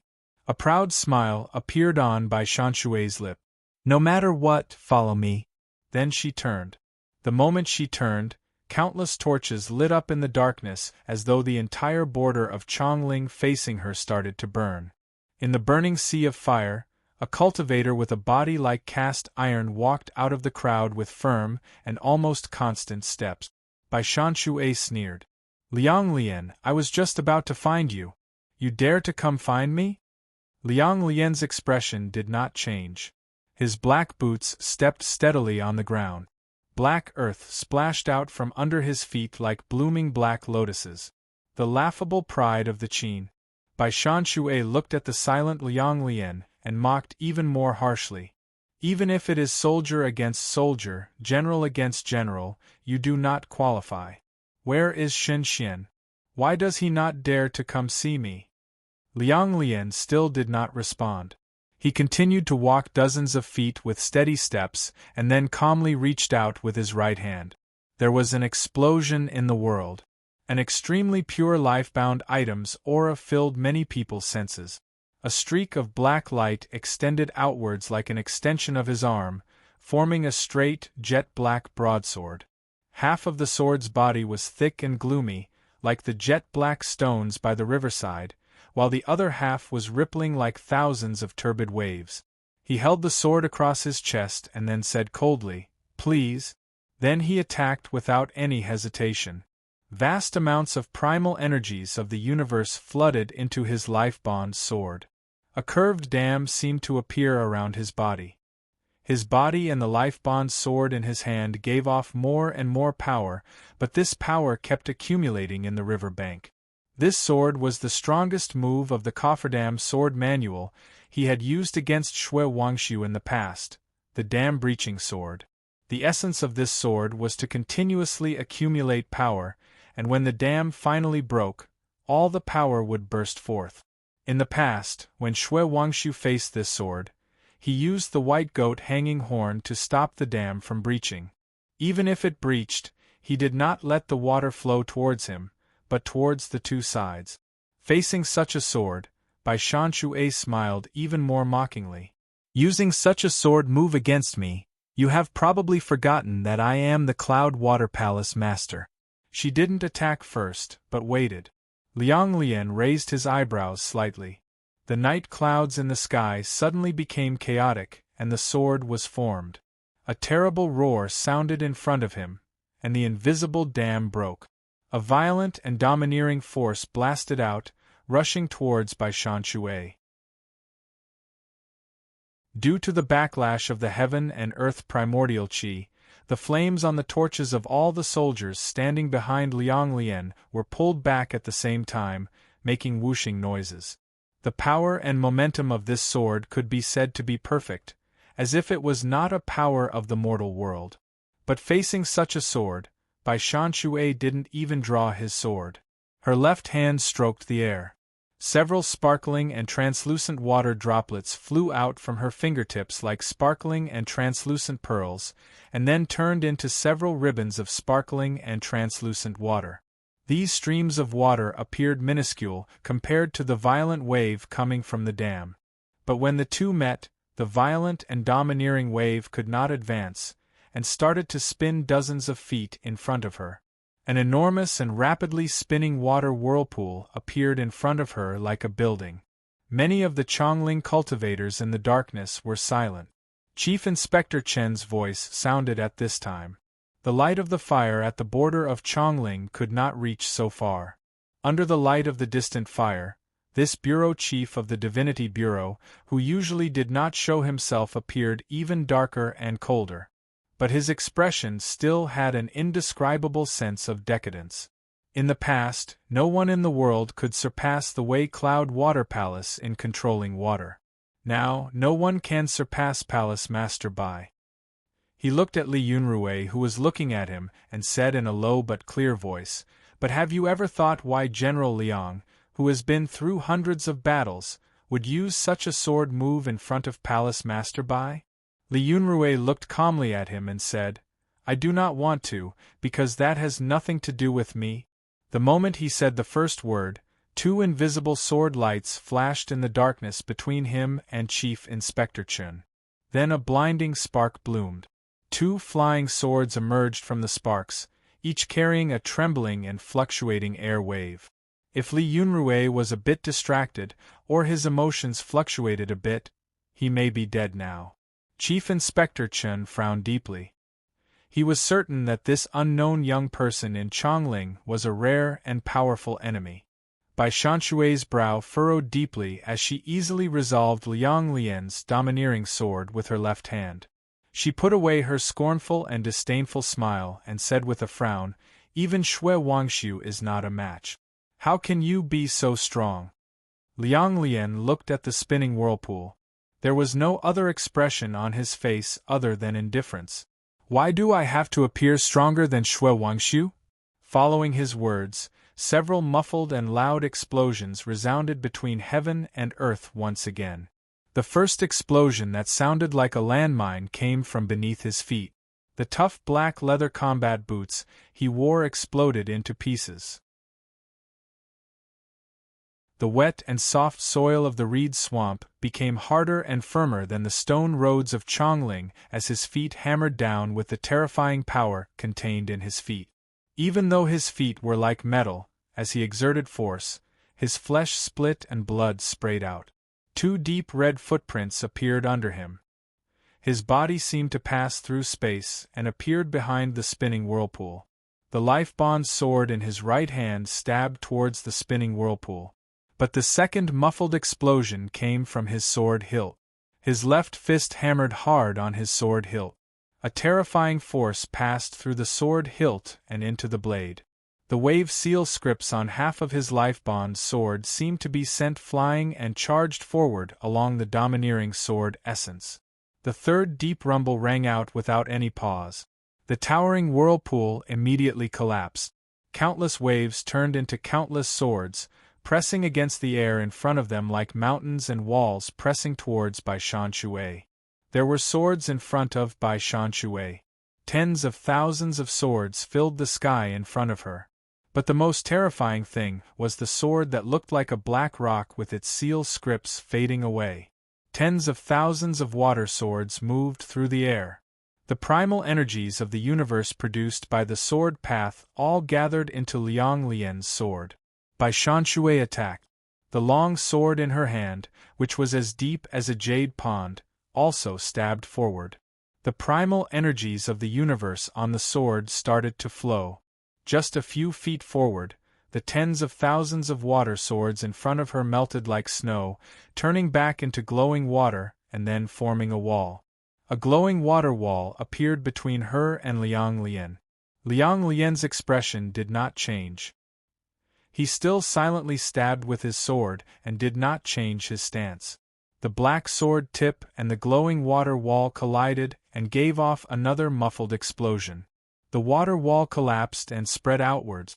The black sword tip continued to advance and then encountered Bai Shanshui's deep green sword tip. When the two sword tips met, a dot of starlight lit up like a small star was forming. Liang Lian's breathing stopped. A muffled grunt came from his tightly pressed lips. His entire body turned the color of black metal. A layer of light flashed on the surface of his skin like a sword, and then his body stopped. A circle of air exploded around his body, and the ground rippled outwards. Bai Shanshui's body flew backwards wrapped in the wave of energy. She hit the ground hard, and then bounced into the air like a white stone. Countless cracking sounds came from behind her. The reeds swaying in the wild wind were crushed by the sword energy coming from her body. The pieces danced like snow. The moment she bounced up from the ground, Bai Shanshui had already controlled her body. While her body was still flying backwards, she maintained a standing posture. However, several strands of blood seeped out from her tightly pursed lips.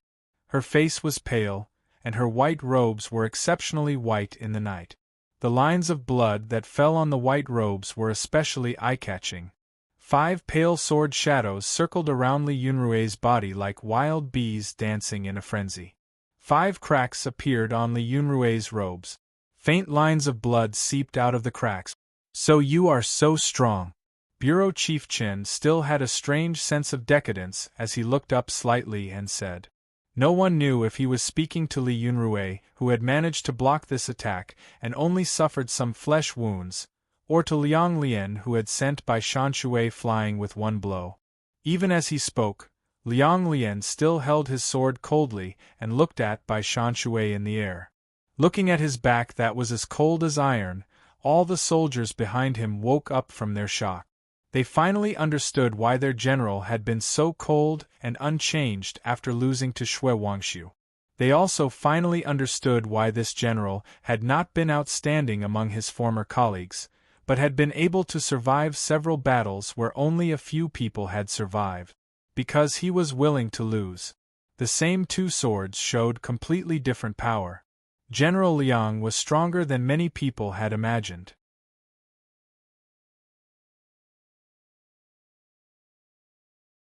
Chapter 324. Bai Shanshui landed on the ground again. With a terrifying impact, her feet plowed out 2 deep gullies in the muddy ground. Her right sleeve was completely torn. Blood and energy wrapped around her jade-white arm, burning like a bright red flame. She looked up and started to cough. Blood seeped out of the corners of her bright lips, but her expression grew colder. "You have won this blow. If this was any other time, I would admit defeat. But tonight we are not competing, but deciding life and death." When this voice sounded, the ground under her feet suddenly sank silently, forming a perfect circular pit. Then her figure disappeared from it. She started to run towards Liang Lian. Perfect circular pits continuously appeared in the ground. Anyone could imagine the terrifying power contained in them. Yet there was no sound. Countless fine lines of water seeped out of the earth, and flew up under the pressure of the great power. It started to rain in the space Bai Shanshui passed through. Yet, this rain came from the ground to the sky, filled with a heaven-defying presence. Li Yunrui looked up and calmly looked at the dispirited chief inspector in the darkness ahead. He asked seriously, "You want to die with me?" At the same time, the flying sword in front of him started to accelerate. A straight sword path appeared in the air between him and Chief Inspector Chen. His flying sword flew in a straight path towards Chief Inspector Chen's throat. Before this, his flying sword had always been on an erratic path, making it hard for people to catch its trajectory. Now it was flying in a straight line. Everyone found that his flying sword was very fast. Sensing the sword essence of this blow, Chief Inspector Chen narrowed his eyes slightly. However, he did not call back his flying sword. As his right hand moved slightly, his flying sword also flew straight forward, brushing past Li Yunrui's flying sword, and also pointed straight at Li Yunrui's throat. In this moment, an old figure appeared from the reeds behind him. He drew his sword, and a gray sword light with a moldy presence slashed towards Li Yunrui's flying sword. This was not a sword competition, but a life-and-death battle. So at certain moments, Chief Inspector Chen did not need to rely on his own power to deal with Li Yunrui's flying sword. He also had attendants, and his attendants were more powerful than ordinary attendants. Liang Lian's eyes narrowed into thin lines. Looking at Bai Shanshui charging at him at a terrifying speed, he could not understand. But he did not hesitate.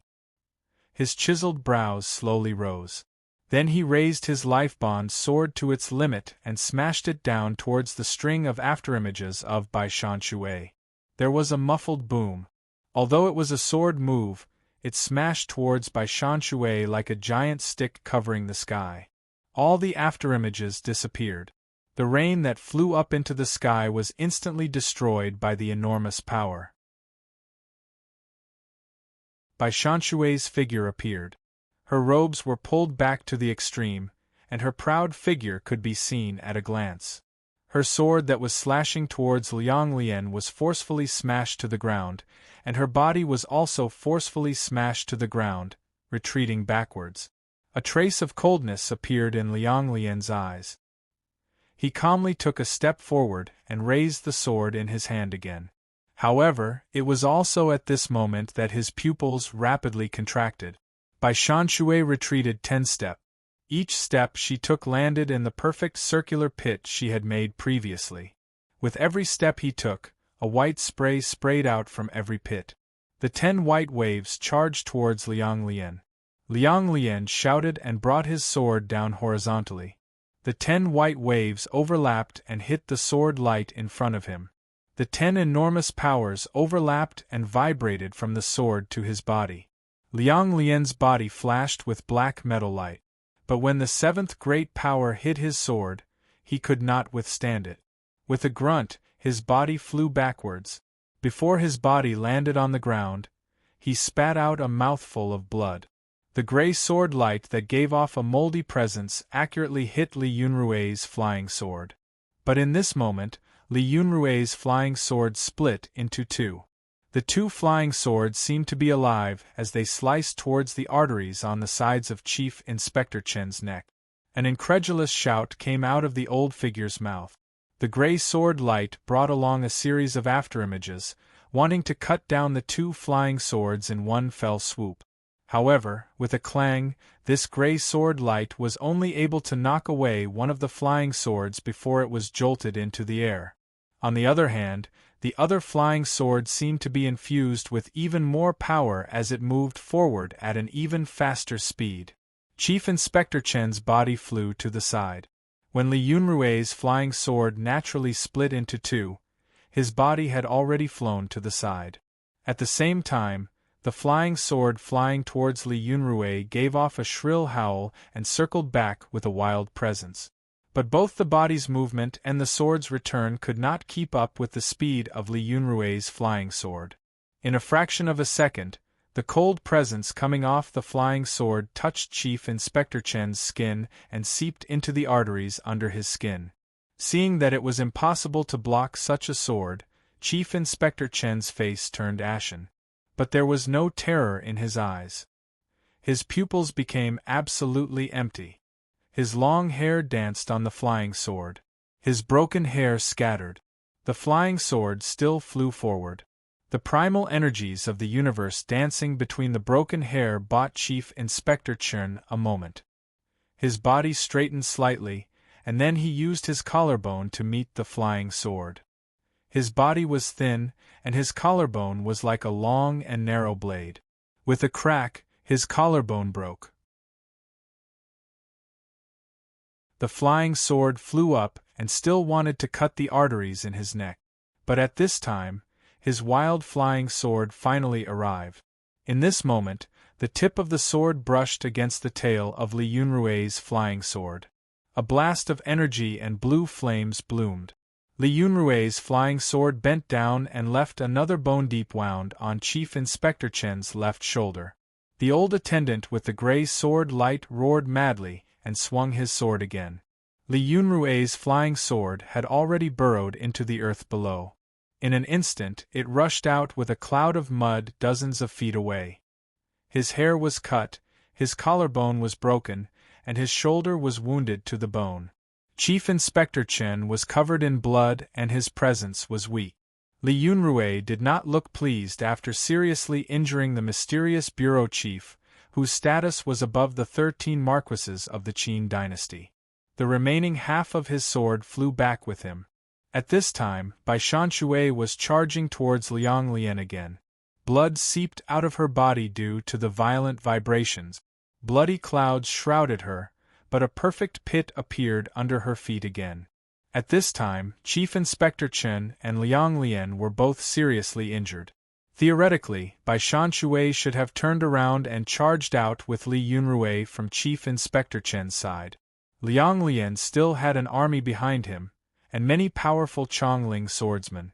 Even if they could kill Liang Lian, even if they could charge past the army, they would just charge back into Chongling. What was the meaning? Li Yunrui still could not understand Bai Shanshui's actions, but he remembered that Bai Shanshui had told him to follow her. He chose to trust her. His body rapidly flew backwards and chased after Bai Shanshui's afterimage. Cries of surprise rang out like a tidal wave. No one had expected that General Liang and the mysterious bureau chief, who had just displayed strength far beyond what they had shown in the past, would be defeated at the same time in an instant. Liang Lian took a deep breath. His body seemed to fill up. The long sword in his hand rose like a crowbar and hit Bai Shanshui's falling lifebond sword. There was an indescribable dull sound in the world. It was like there was a divine warrior driving a stake. Liang Lian was unable to move Bai Shanshui's sword.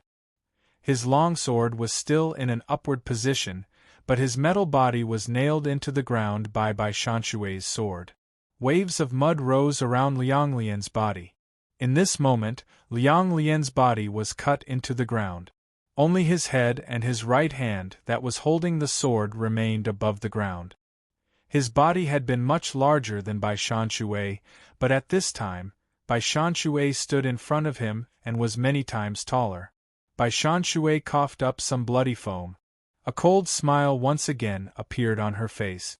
Her sword retracted a bit along with the shock wave, and then she swung it down again steadily. More shocked gasps sounded in the distance. Everyone could see that Liang Lian could not withstand her attack. No one in the surroundings could stop Bai Shanshui's attack. Also, there was a flying sword that was close to Bai Shanshui. Li Yunrui's figure was only 100 feet away from Bai Shanshui. His flying sword was at his side. Finally here. But at this time, Bai Shanshui raised her head. She seemed to be speaking to Li Yunrui, but also seemed to be talking to herself. Li Yunrui looked up. There were some pale flowing flames in the sky. These pale streams of fire seemed to be exactly the same as the ones that had appeared above the alley. But for some reason, these pale streams of fire that were not dazzling made it difficult for him to open his eyes.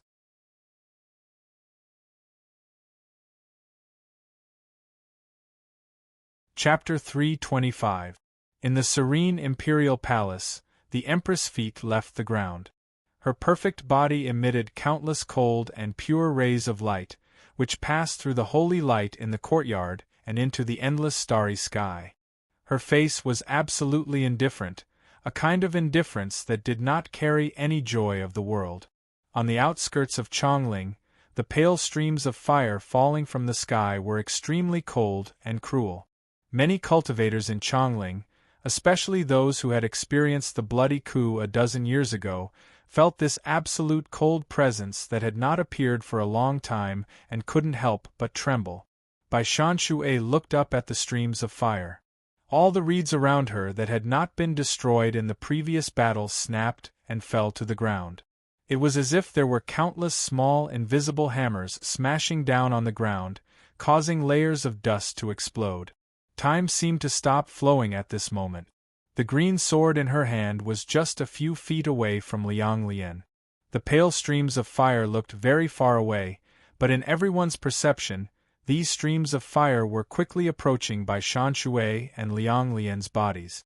Li Yunrui felt awe. This was awe towards power and sword essence. These pale streams of fire contained the most cold sword essence, like it could sever all emotions in the world. It was so pure and perfect that it had a kind of divine light. Any sword essence, when extreme, meant power. This sword was out of the world, almost like the will of the heavens. Everyone knew that the mistress of Chongling was strong and had never been defeated. But when he saw this sword essence tonight, he understood that the other was stronger than he had imagined. What else could he do? If this was what Bai Shanshui was waiting for, then what was Bai Shanshui waiting for? Li Yunrui closed his eyes and did not look at the extremely cold sword essence. His flying sword carried a peaceful presence of waiting for the final judgment as it continued to circle around him and Bai Shanshui. At this moment, he subconsciously thought that if he really died here with this great rebel, it wouldn't be too bad. Bai Shanshui's body started to tremble violently under the pressure of the cold sword essence. Pain appeared on her pale face, but her eyes flashed with even more arrogance and fanaticism. Her sword no longer fell towards Liang Lian's head, but instead swung upwards. A green heavenly river formed above her body and welcomed the pale flames that were filled with divine radiance. Even though this thick green celestial river gave off an indescribable arrogance, it was just a mortal presence. It could not compare to the perfect sword essence falling from the sky. In the perception of all the Chongling cultivators in the distance, Bai Shanshui, who was seriously injured, could not stop such a perfect attack. Yet in this moment, Chief Inspector Chen, who had not changed expression even when his collarbone was cut and his aorta almost severed, suddenly changed expression. He gave a howl like never before. The flying sword hanging in front of him suddenly lit up like a star and rushed towards Bai Shanshui. No one could understand Chief Inspector Chen's panic, and no one had the time to do anything. The pale flowing fire had already fallen to the ground. Countless people were horrified. Just as these pale white streams of fire fell to the ground, it was as if a bright world had been born beneath the ground. Countless cracks appeared on the ground, and pale white and cold divine radiance also surged out of the cracks. This scene only stayed in everyone's eyes for a moment. Then the ground exploded. As an enormous ball of light rose from the ground, countless pieces of shattered land flew up. Everyone saw Liang Lian's body fly out along with the pieces of shattered land.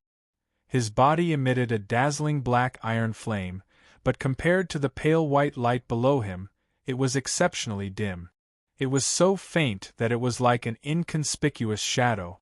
Chief Inspector Chen's flying sword reached the edge of the ball of light, but was stopped by the expanding presence.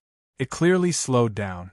Compared to the previous rapid battle, everything seemed to be in slow motion.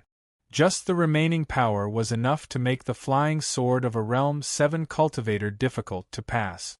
But at this time, Bai Shanshui was still standing, causing many people to stop breathing. Bai Shanshui's body was also flying up, but she stood firmly on a piece of land that was flying up. Her figure was very steady. She was dressed in white robes. Under the light of the pale white ball of light under her feet, she did not dim, but appeared even more dazzling. Then everyone saw the light of water.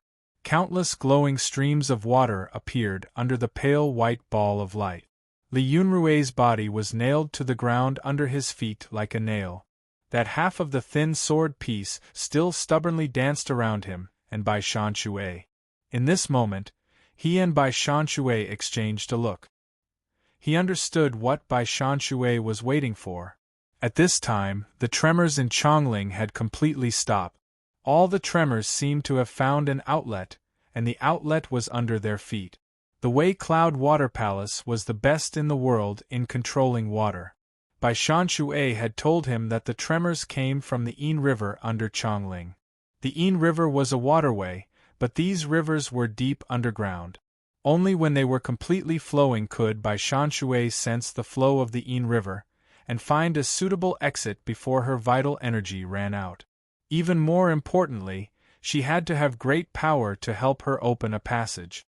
To capture a cultivator of her level alive, there had to be a power stronger than her. So she had been waiting for Jing Xiu's true power. So she had disregarded the damage to her body and used such a method to fight Liang Lian. The perfect pit, the rain that flew up against the sky, the gushing spring that attacked Liang Lian, and the life-bond sword attack were all setting up this final situation. Jing Xiu did not want to kill her directly. Therefore, even though her last sword strike was filled with a fervent and untamed aura, it was actually a very gentle sword strike. Water was originally soft. Her attack was not meant to be a defense, but to use the softest sword move to protect herself. In this moment, Chief Inspector Chen sensed her sword essence, but it was still too late. Shouts sounded from the distant reeds, but the path to survival had appeared. Who could stop Bai Shanshui's serpent from returning to the sea? Glowing water surged out of the ground. The cold and pale ball of light dyed the world and became weak and powerless. Then it collapsed into shadows and started to disappear. Beneath Bai Shanshui, there was the sound of an army galloping. Waves of energy charged out, and in the end, it was like a breath was exhaled and exhausted. The thousands of streams of water gathered into one place, turning into an unimaginably thick pillar of water that charged into the sky. Li Yunrui's gaze passed by Shanshui's figure to the distant line of fire. Looking at the Qin dynasty army that paled under the torches, he felt heartfelt respect for this white-robed woman. But at this time, his usual calmness disappeared. His expression changed dramatically. He shouted at Bai Shanshui, "Careful!" A dark green shadow appeared in the enormous pillar of water under Bai Shanshui's feet. The moment Li Yunrui spoke, there was a strange sound. This shadow grew furiously like an enormous water plant. A terrifying wave of energy appeared in the enormous pillar of water and was about to split the entire pillar of water apart. Bai Shanshui's heart sank to the extreme, and her body turned cold. She was familiar with the presences coming from under her feet. That sword belonged to Lian Bo, one of the 13 marquises of the Qin dynasty, and the person holding the sword was the master of the great floating water prison, Shen Xian. These two were skilled in water, and were the opponents she feared the most in Chongling. From the start of this ambush, she had been most worried about the appearance of these two people. Yet she had never expected them to appear in such a way at this time. Had that perfect woman in the imperial palace guessed her intentions when Chongling started to tremble and arranged for such a move, or had Shen Xian, who was familiar with Chongling's water, assassinated her in such a way? Bai Shanshui could not guess. She only felt endless anger. Icy anger surged out of her heart and spread to every part of her body. Her power was used up. Don't. However, at this moment, her body shook violently again, and she let out a fierce roar. A thin sword light with a fearless aura passed through the waves and clashed with the dark green sword light that was growing wildly like seaweed. There was a muffled bang. The wind and waves rose. The thin sword was sent flying by the scattering waves. This flying sword could not stop Shen Xian's attack that had been prepared for a long time. Li Yunrui also knew that his attack could not stop Shen Xian. Go! He glanced at the howling Bai Shanshui. The moment he spoke, he threw his body out like a sword. His body moved like a sword, and stood in front of the green sword light. Bai Shanshui was silent. The inky green sword light passed through Li Yunrui's body. The glowing water behind him turned bright red, but his panicked expression became unusually calm. Go! He opened his mouth. Bai Shanshui could not hear his voice, but she could clearly see the shape of his mouth. Boom!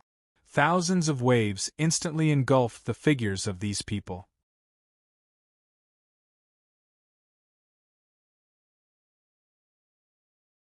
Chapter 326. The night was as calm as water, and a faint dawn appeared on the horizon. All of Chongling was quiet. Mo Shouqing, sitting on the rattan chair in a thin blanket, seemed to have fallen asleep. But when he heard footsteps behind him, he slowly opened his eyes. The stern general who had been ordered to leave appeared behind him with an ugly expression. He bowed and said in a cold voice, Bai Shanshui escaped, and that nameless cultivator was captured by Shen Xian. Mo Shouqing stilled slightly, shock in his dim yellow eyes. He said to himself, he still left? The stern general took a deep breath, controlled his emotions, and nodded. He said gravely, Bureau Chief Huang sent news that the Min Mountain sword trials have ended. The winner is Shui Wangshu's disciple, Ding Ning. Mo Shouqing stilled again. The stern general bowed and left without another word.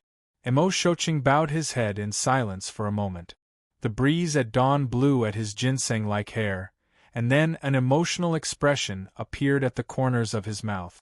The identity of that powerful and nameless young cultivator was worth investigating, but he knew that the Empress had mobilized tonight for the Lonely Mountain Sword Horde and to keep Bai Shanshui.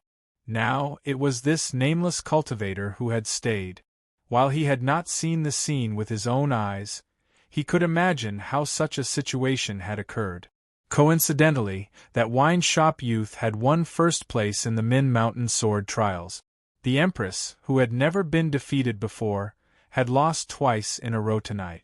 Thinking back to the perfect coldness of that sword essence, thinking about how Bai Shan Shui and the wine shop youth had won, the old city guard couldn't help but sigh again. He sighed at the Empress' defeat tonight, her coldness losing to burning emotions. On Min Mountain, the sky was slightly bright. But as the sky gradually brightened, the tallest peak that looked like an indigo sword that was going to pierce a hole in the sky gradually faded and disappeared from the sight of everyone outside the mountain. In front of the cliff at the highest point of the mountain, Bailey Sushue stood silently like an even colder cliff. Looking at Bailey Sushue, who was looking coldly in the direction of Chongling, Jing Liuli's brows furrowed even tighter. He finally could not help but say, "What happened?" Chongling shakes, Starfire falls. Bailey Sushue raised his head and said with slight scorn, "Only the lonely mountain sword horde can make Jing Xiu act like this." Jing Liuli's expression turned cold.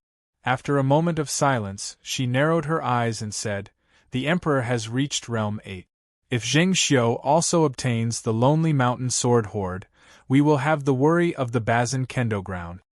Bailey Sushue shook his head and sneered, "The present is different from the past, how can it be so easy?" In the past, Jing Xiu and Yuanwu had to work together to defeat their greatest enemy, and now, their greatest enemy was himself. People like them love themselves the most in this world. How can their feelings for others be more intense than their feelings for themselves? At most, it's just a matter of weighing the benefit. Don't make me believe that the two of them are one and have an intimate relationship. The Qin dynasty has 2 ministers, 13 marquises, and the 2 bureau chief. There seem to be countless experts, but even at the Deer Mountain Conference and tonight, how many can fight? Donghu, Yuezhi, Western Chang, while they are called vassal countries and appear to be harmonious, why do they waste 3 armies and 3 marquises to station there, outside of Liaodong and behind Yin Mountain, when has it ever been peaceful? After a pause, Bailey Sushue glanced at Jing Liuli, who was deep in thought, and said, "Does Yuanwu dare to put less Realm 7s in the Chu and Qi regions?" Jing Liuli frowned in thought and nodded slightly. In the past, Yuanwu and Jing Xiu feared that their lives would be in the hands of others, and spared no expense. Is the glory of the Deer Mountain Conference not Yuanwu's glory alone? If not for Yuanwu, a Realm 8, could the Qin dynasty have gained anything at the Deer Mountain Conference? Bailey Sushue said with thick disdain, "This great show looks lively and beautiful, but thinking about it, how can it compare to when Ba Mountain Sword Field was the strongest? How can it have the glory of that time? In the past, even if there were more people like Bai Shan Shui, would they dare to enter Chongling?" Jing Liuli's frown slowly relaxed. At this time, Bailey Sushue added coldly, "She may not be able to comprehend the lonely mountain sword horde. Even if she does, so what?" Jing Liuli looked up in shock. Bailey Sushue's previous words were not hard to understand, but she felt that these words were hard to understand. Min Mountain Sword Sect does not only have you, but also Ding Ning. Bailey Sushue glanced at her and said with apparent displeasure. Jing Liuli stilled and immediately understood her master's meaning. She did not feel any terror or unease, nodding and saying, "Yes." The conversation between the current sect master of Min Mountain Sword Sect and the next sect master finished. Jing Liuli turned, but as she moved, her figure suddenly stopped. She turned to look at Bailey Sushue and said seriously, "Master, do you really think that person leaving behind an heir is nonsense?" This was clearly a question the two had discussed. Bailey Sushue's eyebrows rose, a layer of frost appearing on his face. He said, "I saw that person die with my own eyes. What problem can there be? The 9-death silkworm is so profound. Even with personal teaching, one may not be able to comprehend and cultivate it. How can someone learn without a teacher and cultivate the 9-death silkworm to a certain level?" Jing Liuli sensed Bailey Sushue's deep displeasure and immediately bowed slightly in apology. Bailey Sushue's expression recovered its calm. he said softly in disdain. There are no ghosts in the world, only ghosts in people's hearts. Jing Xiu and Yuanwu have done so many things. It is normal to be afraid of certain things happening. Jing Liuli did not speak more. The hint of doubt in her heart was wiped away by her master's words. Her footsteps grew lighter as she left. The sun suddenly appeared. The golden light started to smear the mountains and dyed the edges of her body gold. Bailey Sushue did not turn around. He looked up at the golden light at the Chongling city that appeared in the world and laughed disdainfully. You say you have never lost, but that is because the strongest people were on your side in the past, and the opponents you encountered later were not qualified and strong enough. Even the person who will not lose lost, who will not lose. The calm Wei River flashed with light under the morning sun. A white figure slowly floated up from the bottom of the water. With the gentle slap of the waves, it was washed to the roots of the old willows on the shore. As it floated up, it was gradually bound by the water grasses and the roots of the old willows, as though these water grasses and roots were going to absorb nutrients and merge into one. The heat of the sun caused this white figure to move slightly. Bai Shanshui woke up. She saw her situation. Out of the corner of her eye, she could even see the merchant ships and the armored ships of the Qin dynasty passing by. Her cultivation was high, but she still felt weak at this moment. Her vital energy and blood were terrifyingly empty. Her skin was as pale as a floating corpse. Yet she did not move at all. She just lay in the water and looked at the sky through the cracks in the tree root. The sky was still the same sky. However, many things had changed. Li Yunrui should have come to kill her, but in the end, she saved her. Even more importantly, she knew Li Yunrui would not die. It would be good if she died. But Chongling had the great floating water prison, the most terrifying thing for cultivators. Li Yunrui had landed in the hands of the master of the great floating water prison, Shen Xian. She was also the victor against Jing Xiu on that night that had just passed away. She had successfully taken the Lonely Mountain Sword Horde and escaped Chongling, and was certain she could survive. But unlike Bailey Sushue right now, she did not have a happy mood.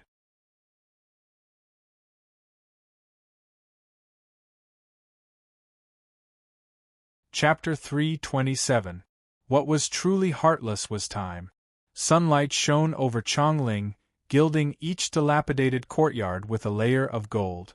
Most of the people of Chongling started to hear that the shock last night came from the great rebel who had once sung wildly in Chongling. They slowly calmed down from their panic in the middle of the night. At this time, the news of the Min Mountain Sword trials started to spread through Chongling. Countless gasps of disbelief and praise sounded in different corners of Chongling at different times. On this day, the name Ding Ning was heard in Chongling much more often than by Shanshui. This ordinary youth, who had been in Falling Parasol last year, had miraculously become the winner of the Min Mountain Sword trials. This was too legendary. His birth excited the people of Chongling even more. The formerly quiet Falling Parasol was filled with people. Countless carriages and horses even blocked the main road outside. Many people had come to see how this shabby alley was different from the other alleys and how it had raised such a monster. Before this, in Chongling, in the entire Qin dynasty, there were only two true monsters, Jing Liuli and Anbaosher. But now, all of Chongling, and soon all of the Qin dynasty, and the world knew that there was another Ding Ning. The streets and alleys were noisy and restless, but the wine shop with its doors tightly locked was still cold and quiet. The ground was covered in thick dust from last night's shock. Amidst the sounds of people approaching the door and the heated breaths, the dust in the hall floated and dimmed everything inside. In the bedroom in the inner courtyard, Zhang Sun Qianxue sat silently on the edge of the bed, her long eyelashes fluttering. Even though the news of Ding Ning's victory had come, she did not know if Bai Shanshui was alive or dead. She did not know if Bai Shanshui's movements last night would cause fatal danger to her. If Ding Ning did not return here, she could not be at ease. In the cold and lonely imperial palace, the empress, who had not slept last night, still looked so perfect. She showed no tiredness, and no emotions different from usual. She wrote a letter herself and then casually handed it to a palace attendant standing next to her. She said calmly, "Have someone bring it to Zhang Yi. I heard that 2 powerful flying swords appeared in the outskirts of Chongling last night. One sword could stop dozens of mortal-grade flying swords. How do they compare to you? He broke through to the 4th realm and defeated a cultivator of the 5th realm. Do you think I can defeat him in the future?" A handsome young man in ordinary hemp clothes was speaking. He was standing on the edge of a precipice. In front of him, there was only a thin layer of clouds and mist. There was only a small, pale yellow sword without a handle floating in front of him. It trembled slightly with his breathing. The aura on the sword had a wonderful rhythm, as if it had a unique life of its own. There was no one else around, so he was talking to his flying sword. Judging from the way he spoke, it was not a whim, but a habit of talking to his flying sword. Even if a flying sword seemed to be alive, it was still a dead object that could not open its mouth. Talking to one's own flying sword would often make one feel very lonely. However, true geniuses were often lonely. The sunlight fell all over Chongling, but there were still many corners of Chongling that could not see the sun. Under the canopy that covered the sky, in the ghostly fish market, there was the sound of a zither. Multiple stalks of black bamboo swayed by the shady doorsill. In reality, the Empress' coldness is not just about using someone else to kill. The red-clothed lady, who had a gentle face and an extremely gentle tone, lowered her head slightly. She softly said to the stooped black-clothed old man, "The thing that she is the coldest and best at doing is to separate the people you care about from your side one by one." After this night, some people in Chongling were happy, some were sad, and some had just woken up. Xie Chongqing struggled to open his eyes. He felt the world outside was blinding, and then he felt the heat. Then he understood that this was the sunlight blinding him. He was certain he was alive. Then he could not help but laugh. He did not have much strength, but he used all his strength to laugh. As expected, Min Mountain Sword Sect did not watch him die. He was still alive. This was his victory. You dare to laugh so loudly with such serious wounds. You do not fear your wounds rupturing. A disdainful voice reached his ears. Xie Chongqing had not even seen the surroundings, and naturally did not see the speaker. But he said unconcernedly, "I will not die if my wounds rupture." The person who spoke was stunned, as if he couldn't refute his words. Xie Chongqing blinked his eyes proudly and slowly saw that he was in a greenhouse. The ground and walls were blue, but not pure blue jade. So he could not help but smile in disdain. He said, "Blue jade as the path, blue jade as the hall. I thought that Min Mountain Sword Sect was extremely rich. So it is just the decorations on the outside, and the inside is just blue stone of similar color. Rich is rich. You look at everything with the aura of a copper coin." Hearing the even more disdainful voice, Xie Chongqing managed to turn his head and stilled. He saw a young woman in blue robes standing in the doorway looking coldly at him. Then he immediately recalled that this young woman in blue robes was Jing Liuli, who had made him feel inferior. Strange, he couldn't help but mutter after a moment of daze. Jing Liuli glanced at him and said, "What is strange?" Xie Chongqing hesitated and said honestly, "I seem to have been very afraid of you before, but now I do not seem to be afraid." Jing Liuli frowned slightly.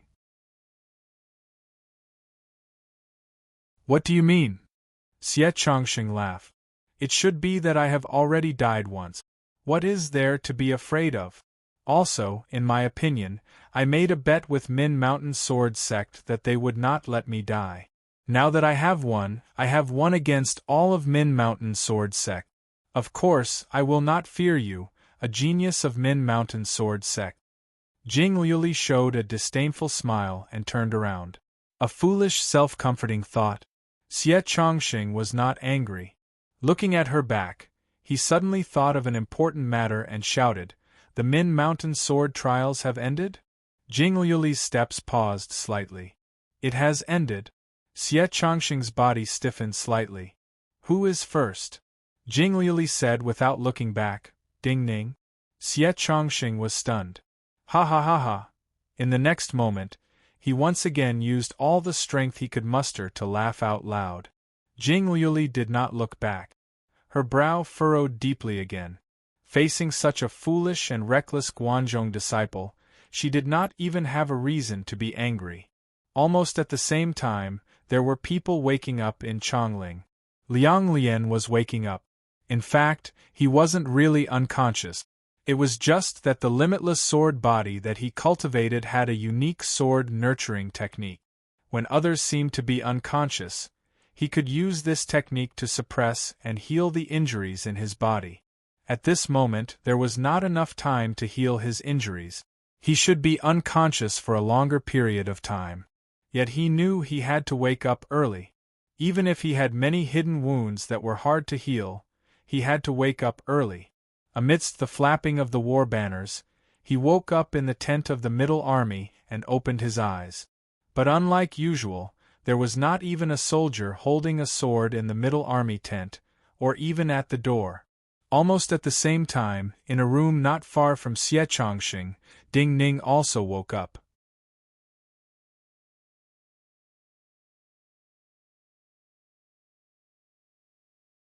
Chapter 328.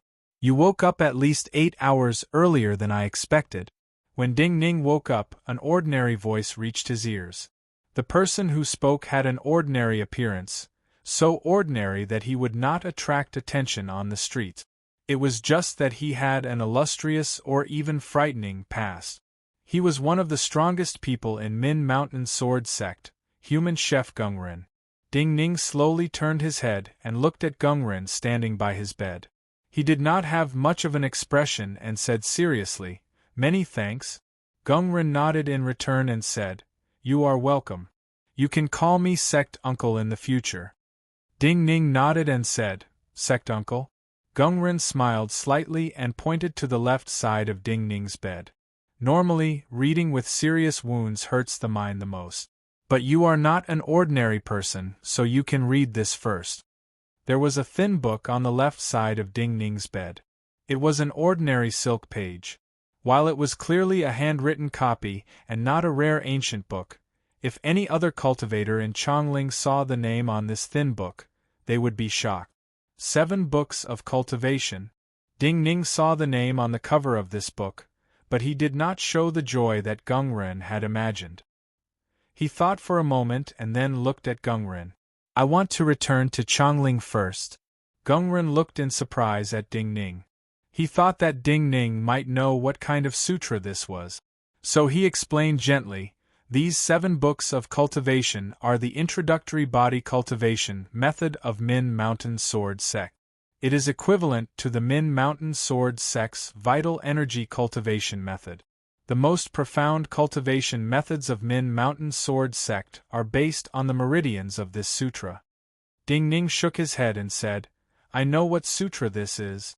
I also know that the 7 books of cultivation are one of the secret sutras of Min Mountain Sword Sect. Even in Min Mountain Sword Sect, only a portion of the disciples have the opportunity to study and come into contact with the secret sutras that truly represent the essence of Min Mountain Sword Sect." Gungren was even more surprised. He did not ask why Ding Ning wanted to return to Chongling first. He looked seriously into Ding Ning's eyes and said, "You should know that you do not have much time. All of Chongling is shocked because you won, but your victory has caused them to temporarily overlook a fact." After a pause, Gungren said gently, "For other people, winning first in the Min Mountain Sword Trials means a bright future. But they overlook that your energies are too strong. You have to hurry." Ding Ning looked calmly at him and said, "I know." Gungren nodded and said patiently, "I know that with your comprehension, you may be able to quickly comprehend a sutra like this. But there are some things you may not know, Some of the cultivation methods of Min Mountain Sword Sect are not like ordinary methods, or rather, they are too different. Ding Ning looked at him and did not respond.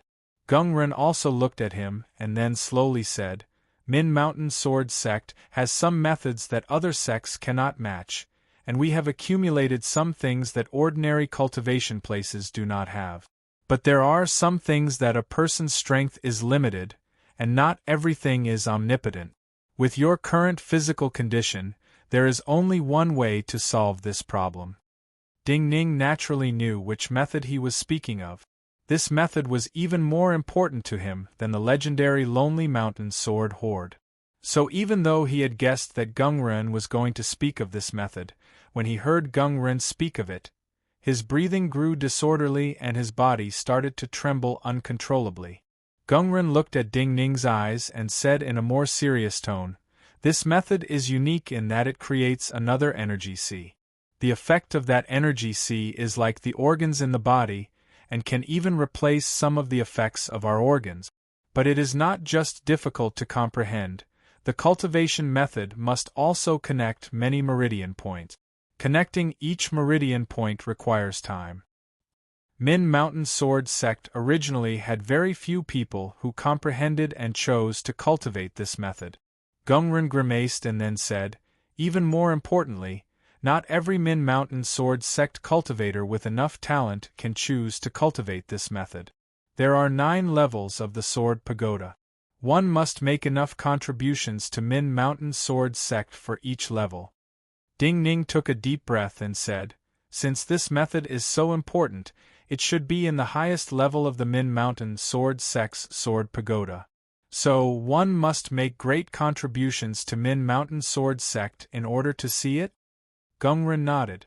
Ding Ning muttered, Can't we make an exception? This is the rule of Min Mountain Sword Sect, Gungren said with a grimace. In Min Mountain Sword Sect, what cannot be broken is called a rule. Everyone obeys the rules. Min Mountain Sword Sect is much stronger than Chongling, Ding Ning said after a moment of silence. Gungren thought that Ding Ning had such emotions because of White Goat Cave's experiences. He did not comment and said, Since you know this, you should hurry. Ding Ning glanced at the records by his ear and then at Gungren. He said, If possible, Sect Uncle, please prepare a carriage for me. I will start reading from the carriage. Gungren stilled and then nodded. He said, Your status is different from the past. Since you have decided to return to Chongling, you need to prepare more than just a carriage. Liang Lian slowly sat up on the bed. His breathing had already stabilized not long after he woke up. However, as his expression became cold again, his breathing deliberately became disorderly. Then he coughed violently and spat out blood. Footsteps sounded. A vice-general in black armor pushed open the curtain and entered. Liang Lian looked at this vice-general who should have been waiting outside the tent. His gaze did not change much. He waved his hand and said, Have the strategist come over. This vice-general bowed his head slightly, his eyes flashing as he acknowledged and retreated. Moments later, the tent opened again. The sound of the war banners flapping in the wind grew louder inside the tent. Chi Pumo, dressed in black robes, appeared in front of Liang Lian. Liang Lian stopped coughing and looked indifferently at Chi Pumo. He said, How are the other two? Chi Pumo bowed respectfully and said, The nameless cultivator has entered the great floating water prison. By Shanshui escape. Liang Lian's breathing paused and he coughed violently again. With a puff, he spat out another mouthful of blood. Chi Punmo looked up and was about to speak when he suddenly felt a coldness from the deepest depths of the earth attack his heart. His expression changed dramatically, his feet paused and his body flew back. At the same time, a mottled small sword that looked like a snow-dyed wintersweet branch came out of his right sleeve along with a powerful wave of primal energies of the universe. The entire tent swelled up under this sudden burst of powerful energy, emitting a heart-palpitating explosion. Liang Lian's expression was still indifferent as he sat motionless. There was a clang in front of him. His life-bond sword flashed like a black dragon coming out of the sea. It immediately charged at the thin flying sword that flew out of Chi Punmo's sleeve. It shook the small sword away and stabbed into Chi Punmo's body. With a crash, dozens of cracks appeared in the tent. Waves of energy visible to the naked eye charged out. With a scream, Chi Punmo's body fell through the air with the two curtains and landed in front of the tent door. Pew! Liang Lian spat out another mouthful of blood. This mouthful of fresh blood was a sign that he had suffered an even more serious injury. Chi Punmo's lungs had been torn apart by this sword. His shattered bones and organs were exposed to the air, but he still did not die. His lightless eyes were filled with great disbelief and reluctance. Pieces of flesh flowed out of his mouth, but he still spoke. Why? You and I understand each other too well. Liang Lian looked coldly at the bright red blood in front of him and looked down. You and I are the only survivors of many battles. What we are best at is surviving. You are familiar with the places I am familiar with. If I kill you, I will be the only one familiar with our place outside the pass. She wants you to replace me. If I kill you now, I will lead the army there and I will be the only one left. If I die, you live. Or if you die, I live. You are a very smart person, but you are not vicious enough. You are too slow. Even more importantly, your cultivation is not as good as mine. So after so many years, even though you and I have survived, I am a general, and you are just a strategist. Hearing these cold voices, Chi Punmo painfully exhaled his last breath. Liang Lian did not look at his corpse, or at the shocked soldiers who had rushed over after hearing the commotion. He thought coldly of that perfect and cold woman and said to himself, those who climbed out of a pile of corpses, those who stepped on the bloody path in Chongling will have a harder life. If you want me to die, I will not die so easily. The military flag outside the tent flapped in the wind, muffling his voice at this moment.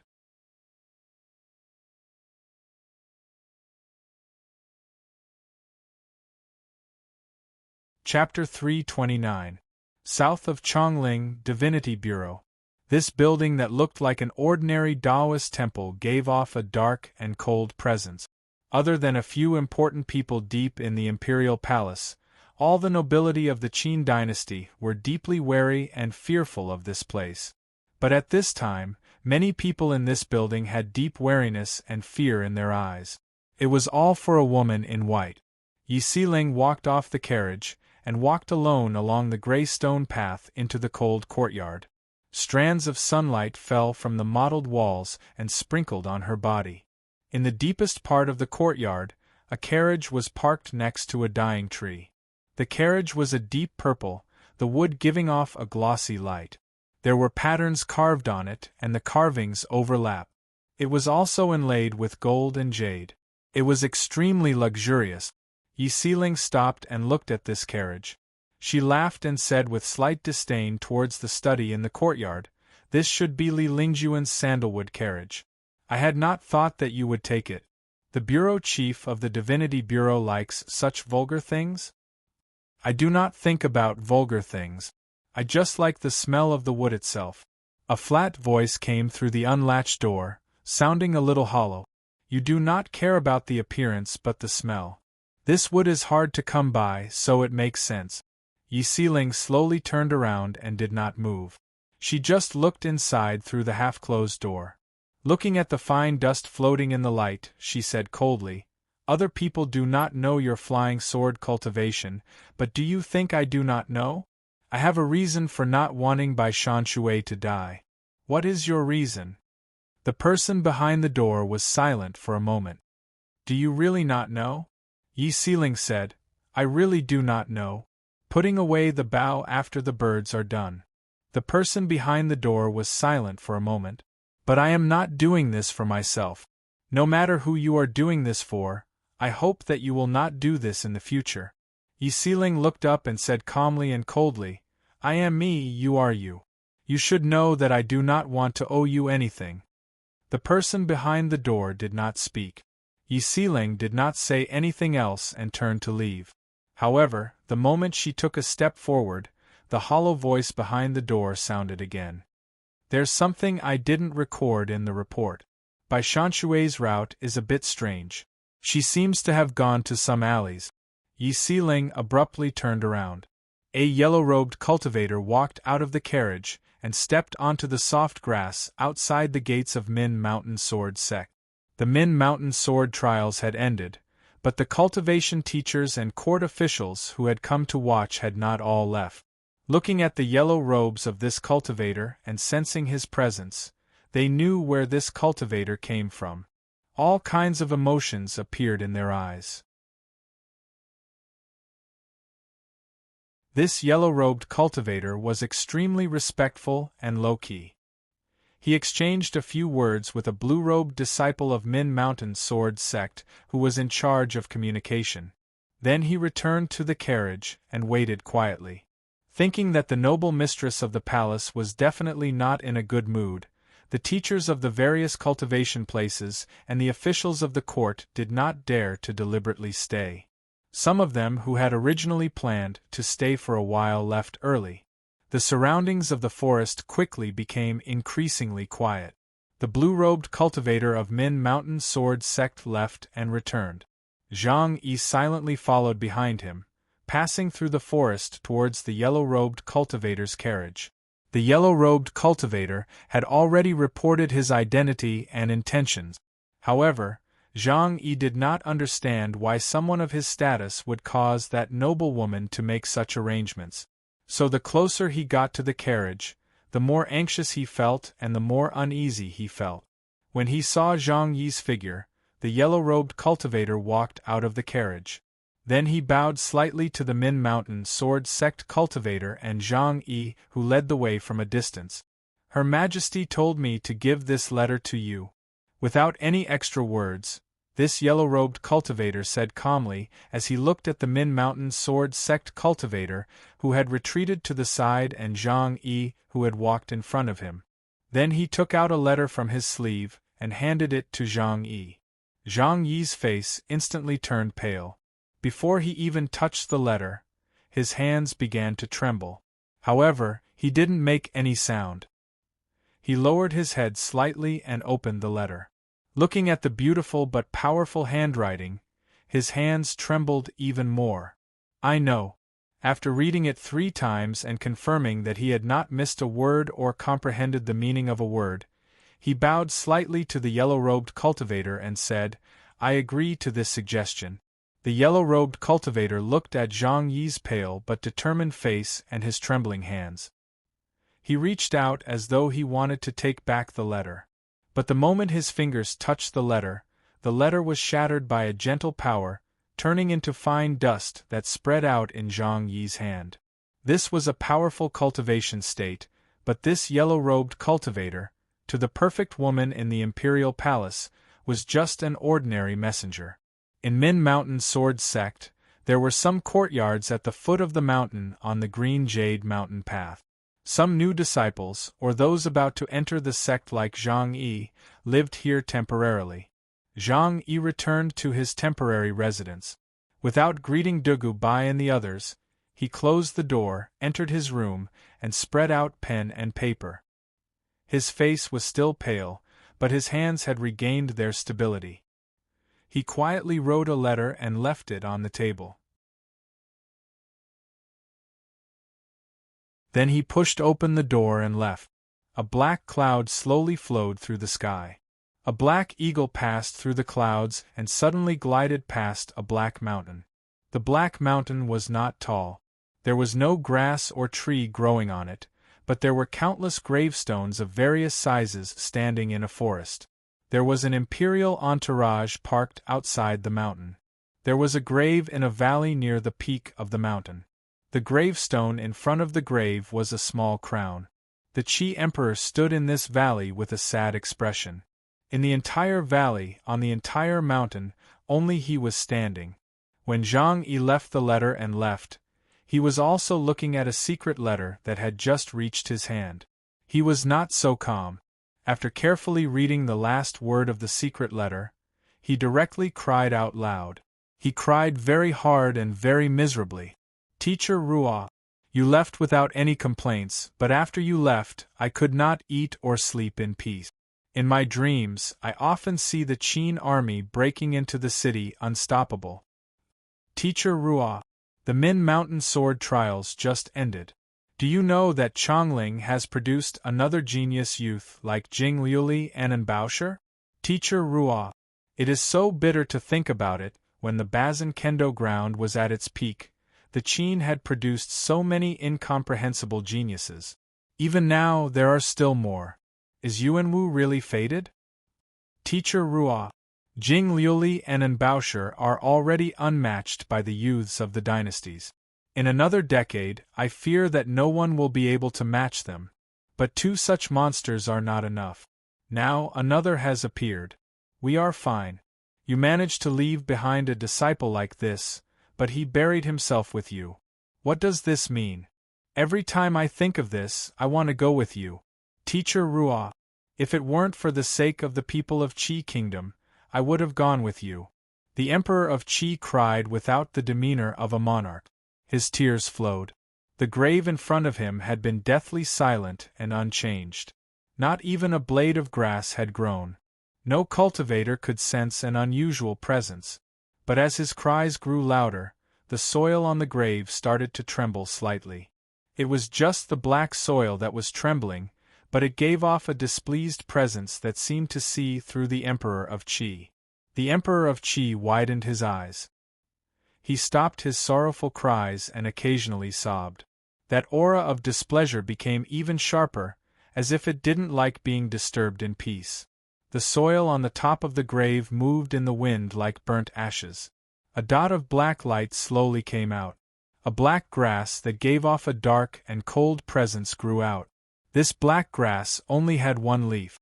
When it grew out, it was facing the Emperor of Qi. But in a flash, the tip of the grass pointed in the direction of the Qin dynasty's Chongling. Emperor Qi's sobbing also stopped. After a moment of hesitation, he bowed towards the grave. The moment he turned around, his face was still filled with tears, but there was a layer of joy in the depths of his eyes.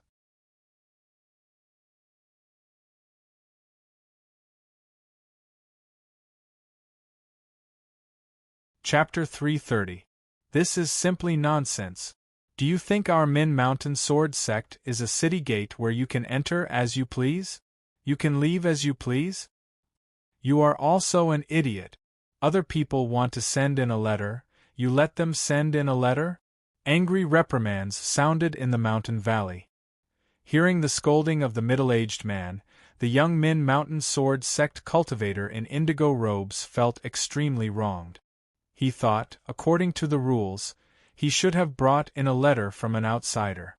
Also, who was the person who delivered the letter? Could it be that he could refuse whenever he wanted to? Also, who would have thought that someone would choose to leave a letter after entering Min Mountain Sword sect?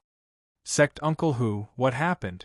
A cold and authoritative voice sounded from the mountain path. Jing Liuli's figure appeared on the mountain path. Jing Xiu had someone send a letter to Zhang Yi. Zhang Yi left the sect after leaving the letter. The middle-aged man was still angry.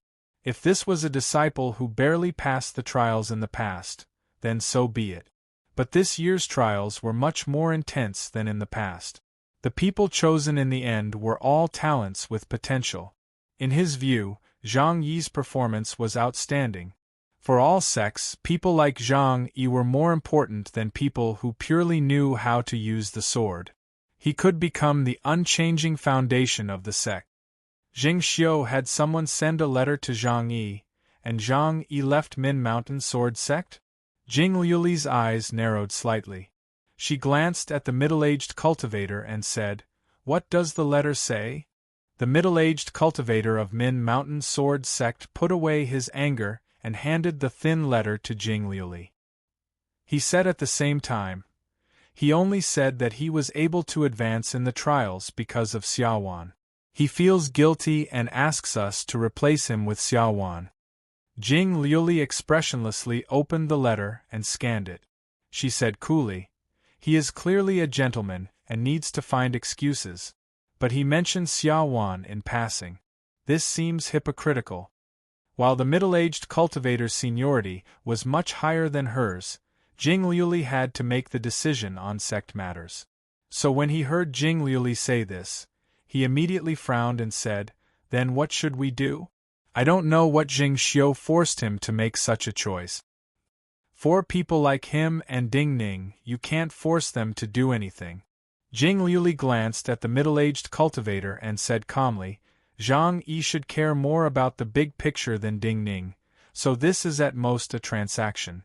The only reason Zhang Yi would make such a sacrifice is because Zheng Xiu made a promise to Ding Ning and White Goat Cave's future." After a pause, she looked at the middle-aged cultivator waiting for her answer and said, "There is no difference between cultivating outside and inside the sect. He thinks that he is not a student of Min Mountain Sword Sect after leaving. That is just his own opinion. For me, this will allow Min Mountain Sword Sect to have another good student. You have seen Xia Wan's performance. She is much better than the other so-called Chongling geniuses." The middle-aged cultivator was slightly startled. He looked at her slightly green face and couldn't help but feel great respect for her. A monster like Jing Liuli was much better than many people in Chongling. Many people will change, but people like Zhang Yi will not change. Jing Liuli glanced at the middle-aged cultivator and then turned to look outside the mountain. She said coolly, "Everything he does is for the big picture. He is sacrificing himself for his junior sect brothers to have a brighter future.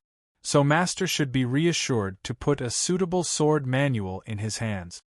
The middle-aged cultivator did not speak and nodded in agreement. The thin letter landed in Ding Ning's hands. Ding Ning seriously read every word on the letter. Then he slowly nodded at Gungren and put away the letter.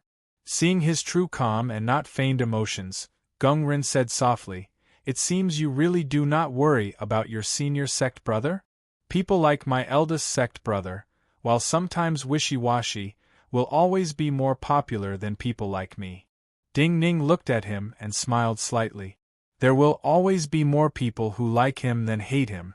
What do I have to worry about?" Gungren thought and said, "You do not care where Shui is buried." Ding Ning said mockingly, "Since she can make my eldest sect brother leave Min Mountain Sword Sect, no matter where Shui is buried, it will be very grand."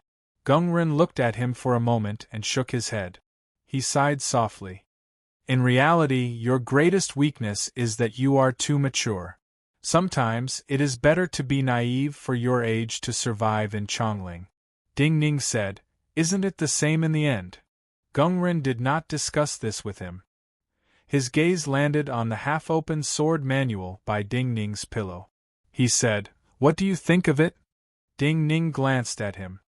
"If you are prepared for me to return to Chongling now, it should be ready when I arrive." Gungren was stunned and said, "Comprehending is really not a problem for you." Ding Ning nodded and said, "This is not a problem. The problem is, you have helped me think, what kind of great service can allow me to quickly come into contact with the vital energy cultivation method you speak of?" Gungren looked at Ding Ning and said seriously, "As long as your body recovers quickly enough, there are ways." Ding Ning did not speak.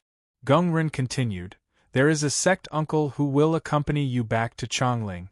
The moment he spoke, the half-closed door was pushed open. A man with a dark complexion walked in. This was clearly a quiet man with a lowered brow. But the moment Ding Ning saw this man, a black rock appeared in front of him. Then more black rocks appeared in front of him, blocking all the space and making it hard for him to breathe. This came from perception. Ding Ning had never seen this man with a dark complexion, but he knew this man's identity. At this time, other than Bailey Sushua, the last of the legendary people of Min Mountain Sword Sect finally appeared in front of him. Like Gungren, Yentai Guanjian and the others, This was a person who could shake the decisions of the noblest and most powerful in Chongling. His surname was Shao, and his name was Sharon. Shao Sharon was his real name, and not a nickname or any other name. His adoptive father, Shao Xian, had once been the most powerful barber on the Zhao border. The so-called barbers were killers who did not care about right or wrong. As long as they had enough money, they could even kill women and children. Shao Xian had taken in a group of orphans and trained them to kill from childhood. Shao Sharon was the strongest among them. Because all the other orphans had died, and he was the only one left. Shao Xian and some of his powerful subordinates had died at Shao Sharon's hands. When he killed that group of people, Shao Sharon was only 19 years old. Unlike the other legendary people of Min Mountain Sword Sect, Shao Sharon was unknown. Even many old people of Chongling did not know that Min Mountain Sword Sect had such a person. Sect Uncle Shao does not like to talk, but I think with your personality, you will get used to it and will not feel bored, Gungren said gently as he looked at Ding Ning's dazed state. Ding Ning laughed. He had a feeling that many people would be unlucky. Then can we depart? He picked up the open sword manual, patted the edge of the bed and said to Gungren and Shao Sharon. Gungren nodded. Shao Sharon did not speak. He went forward to carry Ding Ning and then walked out of the room.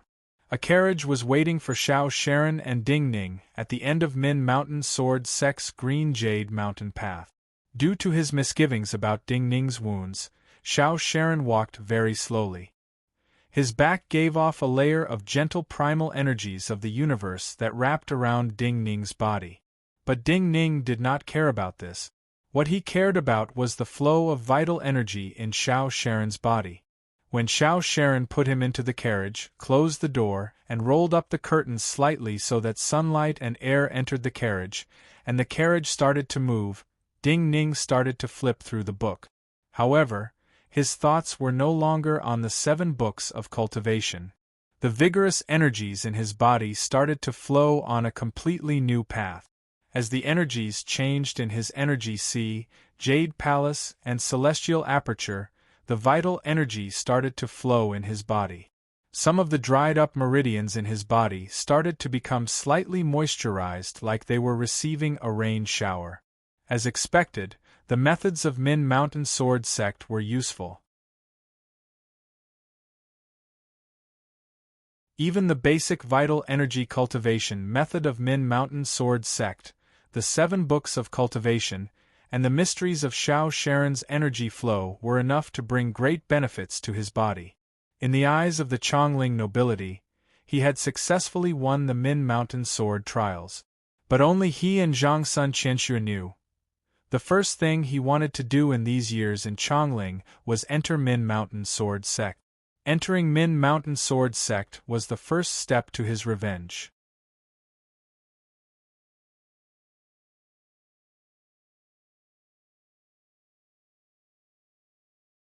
Chapter 331.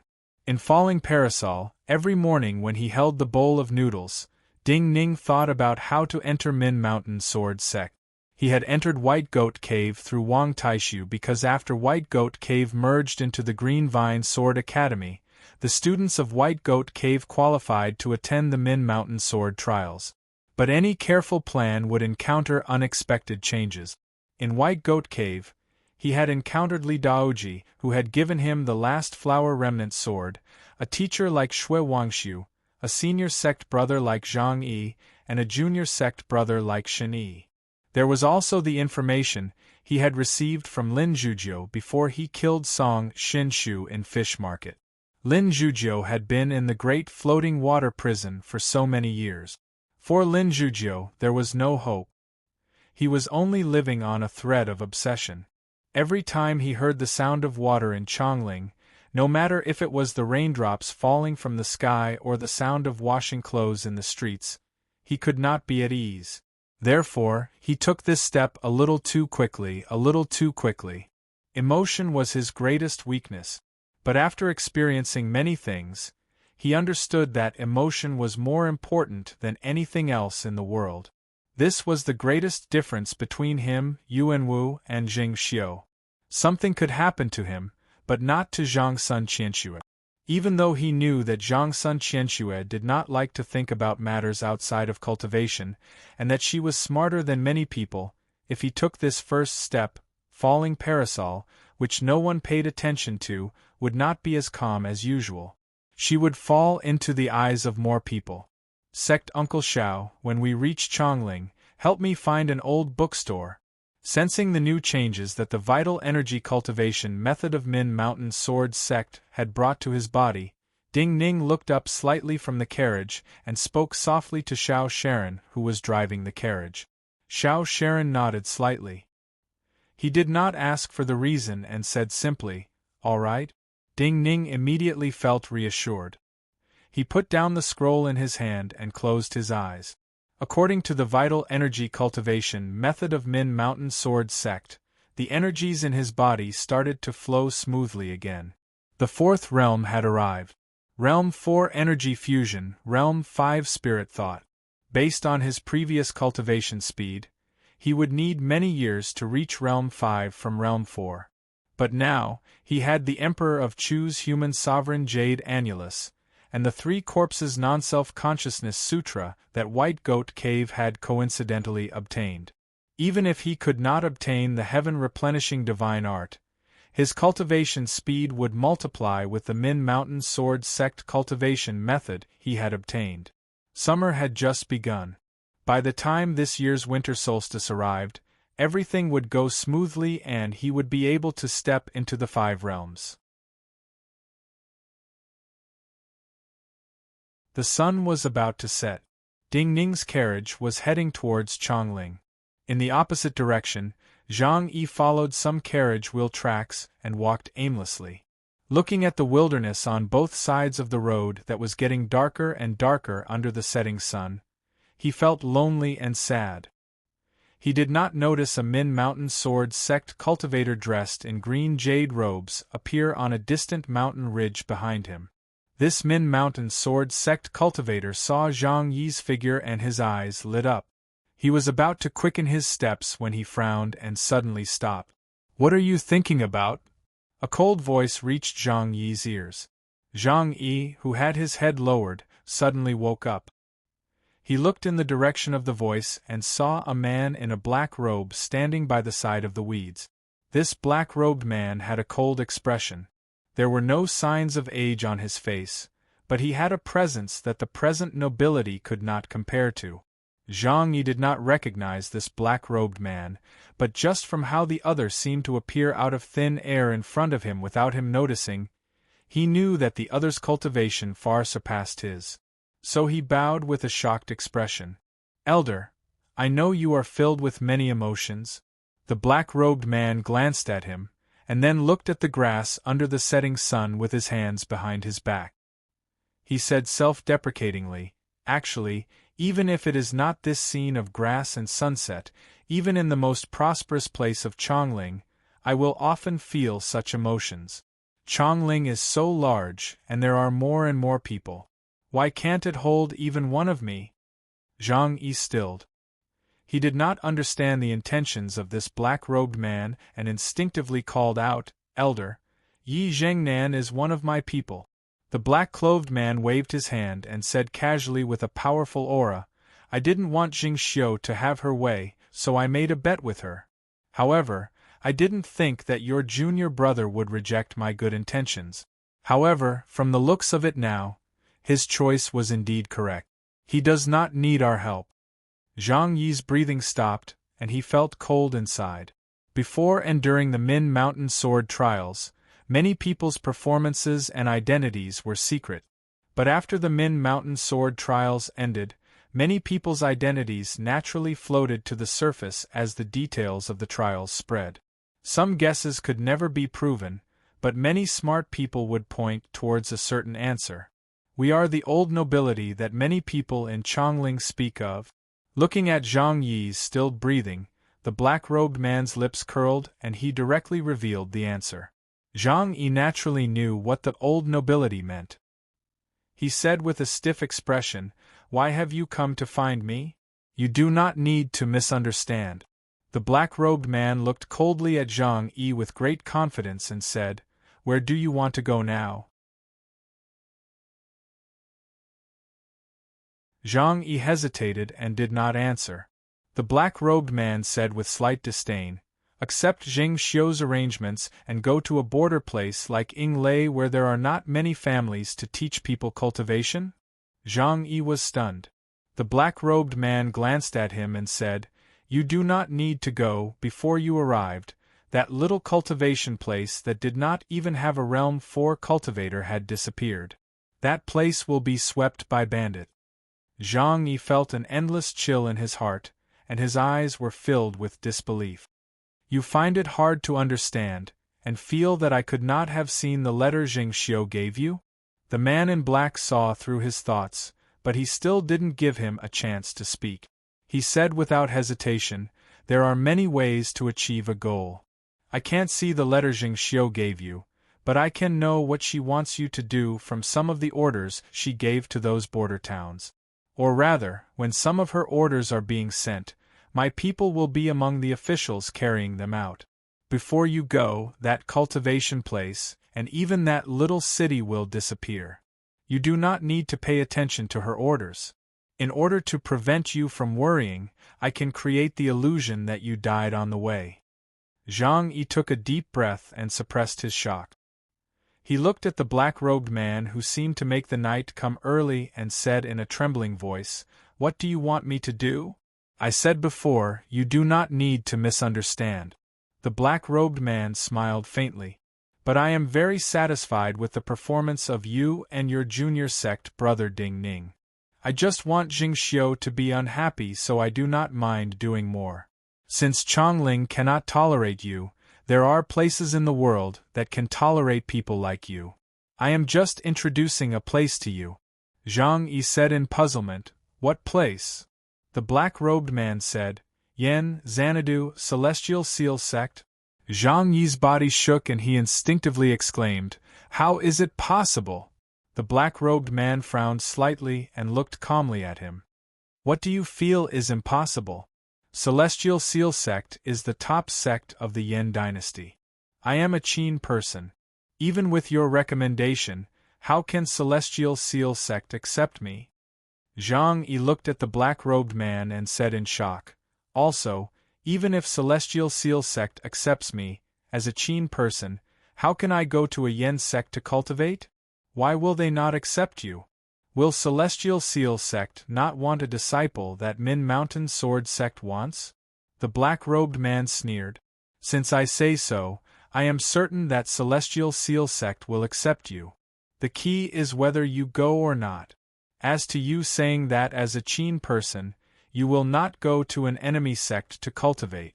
So what if you do not go? Go to the borders of the Qin dynasty, and then find a small village. Live an ordinary and quiet life, marry and have children, and live the rest of your life. When you are old, you will recall your life in Chongling, or when you hear about the tragic encounters of your junior sect brothers in Chongling, you will be weak and powerless, unable to give any help. Zhang Yi's body uncontrollably trembled. His forehead and back started to sweat, but his hands and feet were extremely cold.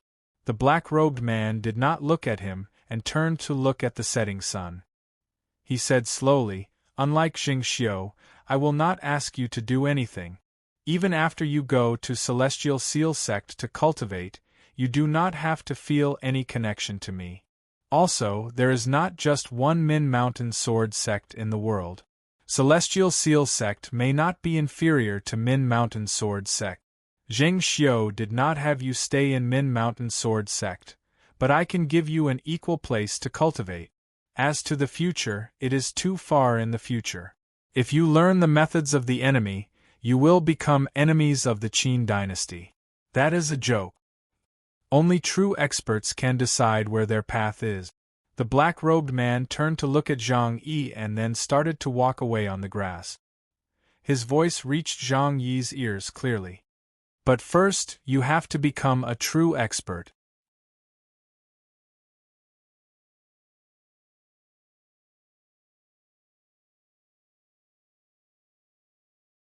Chapter 332. Zhang Yi looked at the back of the black-robed man and could not calm his turbulent emotions. The old nobility of Chongling were a special group of people to the entire Qin dynasty. On one hand, they could not tolerate the present Chongling, but on the other hand, they had many industries and even trade with some enemy countries. The lifelines of some things were in their hands, and the mistress of Chongling could not easily cut them off from Chongling. This was a classic example of a difficult choice, but in the end it was because they were strong enough. But now, how should he choose? As the sun set below the horizon, the air grew colder.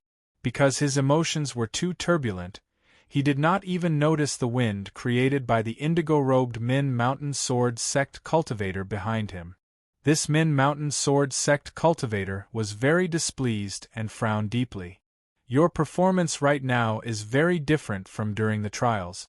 As a swordsman, you need to be vigilant at all times, especially outside Chongling. The people who want to kill you do not need to worry about not being able to leave Chongling. They have no misgivings. Hearing this voice, Zhang Yi was shocked and turned around. Looking at the other's special indigo robes, and sensing the other's unique presence, he immediately understood the other's identity. But his mind was even more chaotic. He could not help but wonder what was going on today. The method of counting 5 to 7. This Min Mountain Sword Sect cultivator was used to seeing all kinds of top geniuses in Min Mountain Sword Sect. Seeing Zhang Yi's confusion, he was even more displeased. He said coldly, took out a cold metal box from his sleeve, and handed it to Zhang Yi. Zhang Yi instinctively took the seemingly ordinary metal box. His heart beat violently and he could not help but ask, "What is this? What is the method of counting 5 to 7? Think about it yourself. If you cannot even think of this..." The Min Mountain Sword Sect cultivator raised an eyebrow. He originally wanted to say that if they could not even think of this, they did not deserve to be called students of Min Mountain Sword Sect. But at this point, he felt it was inappropriate. After a slight pause, he changed his words. "Just destroy the item in the box."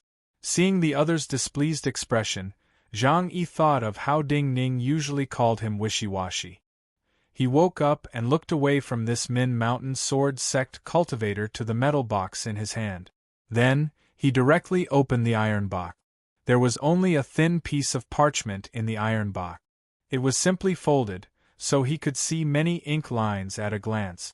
It was just a few scattered demonic threads, but he could feel the endless and terrifying sword intent.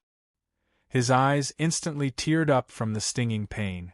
In the next moment, these sword intents pressed down on his body, causing his vital energy and blood to be unable to circulate smoothly.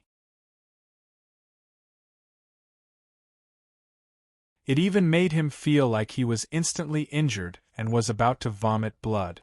Zhang Yi's body shook violently. Then, he raised his head in shock. "This is..." He looked in shock at the indigo-robed cultivator in front of him. He thought of the presence of Jing Liuli and even Yantai Guanjian. He felt they could not have such sharpness. Then he immediately realized. This is Sect Master Bailey himself. This Min Mountain Sword Sect cultivator felt there was no need to answer. He turned and started to leave. In your view, you are just an insignificant person in Chongling. Yet, the 3 top people of Chongling came to see you in person or wrote letters to you. Therefore, you can't be an insignificant person. The disciples of Min Mountain Sword Sect are the same as the disciples of the true people of the Bazin Kendo ground in the past. They cannot be insignificant people. Hearing the other's words in the wind before he disappeared, Zhang Yi's body started to tremble uncontrollably. Using the last ray of the sunset, he struggled to unfold the parchment in the iron box. His eyes stung even more and tears fell. He only saw the first few sentences clearly, and his breathing sometimes stopped and sometimes became rapid. This was a sword manual. The method of counting 5 to 7 was just a reading method. Only by looking at the words 5 to 7 times could one see the true words of this sword manual and comprehend the true meaning. There was usually only one possibility for Bailey Sushue to write in person and use this method to conceal the true meaning. This sword manual was very important to Min Mountain Sword Sect, and in Min Mountain Sword Sect, only Bailey Sushue knew of it. This meant that he was the true disciple of the sect master.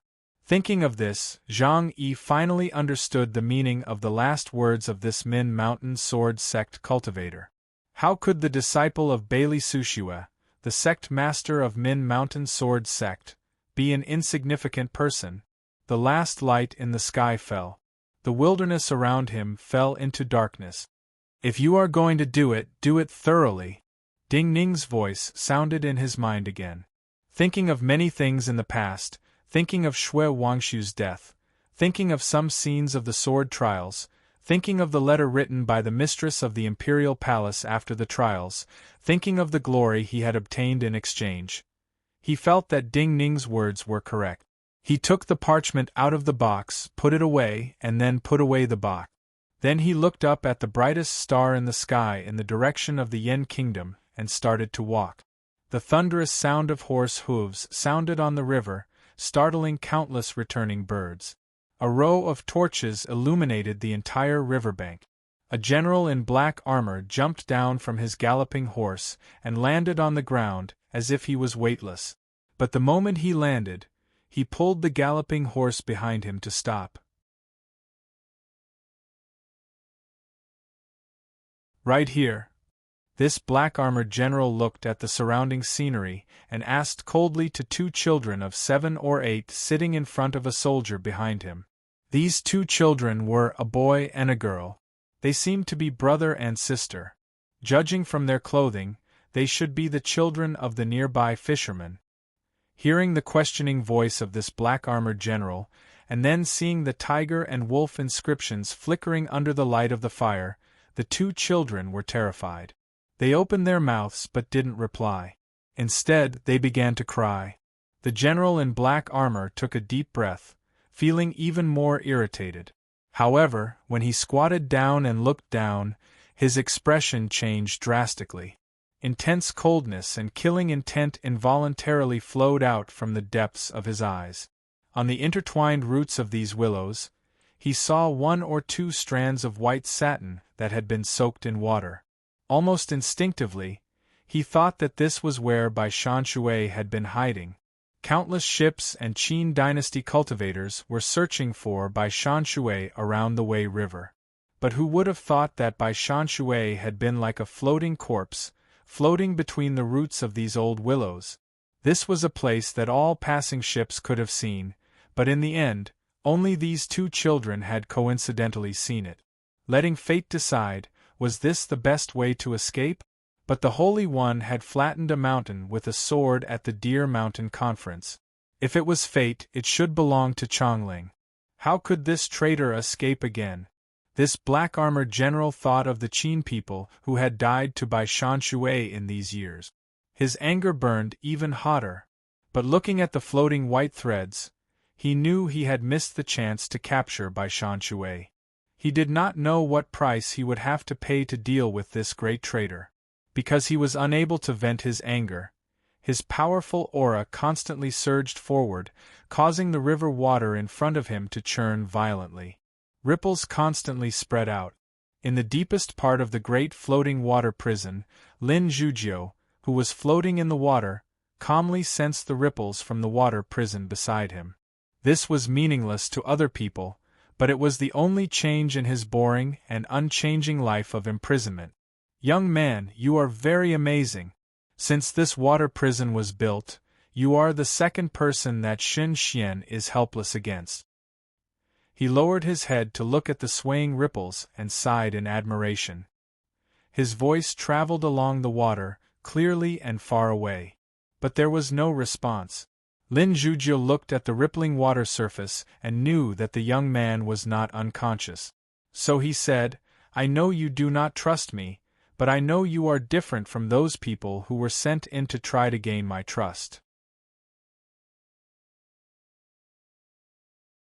Because I have experienced some of the things Shunxian did to you. I know what kind of person can endure them. So you cannot trust me, but I can trust you. A long time later, a weak but clear voice came from the water prison. Who are you? Lin Zhujiu said. Bazin Kendo ground Lin Zhujiu. The water prison was silent for a moment and said, Impossible. Lin Zhujiu laughed and said, Everyone thinks I am dead, but I am still alive. The water prison sank into silence again. Lin Zhujiu smiled and said, You should be wondering why even if I am Lin Zhujiu, I would speak so directly to a person I don't know. The other did not deny it. Yes. Lin Zhujiu said calmly, because no one feels that we can leave after coming here. For example, Shunxian brought you here to let you know that even I can't get out for more than a decade. He wants you to despair. Despair is the best way for him to open the mouths of people like you and me. Lin Zhujiu looked up at the water prison and said coolly, But I think he will still fail. Also, I will give you hope. If you can hold on long enough, you have to believe that I can take you out. There was no new response from the water prison, only a faintly discernible muffled groan. The water surface started to ripple even more violently. Lin Zhujiu knew that a new round of torture had started. Many tortures that he felt were terrifying when he thought of them were falling on the young man. He gave the young man promise and hope, but was there really hope? Lin Zhujiu looked down at the rippling water surface and recovered his silence.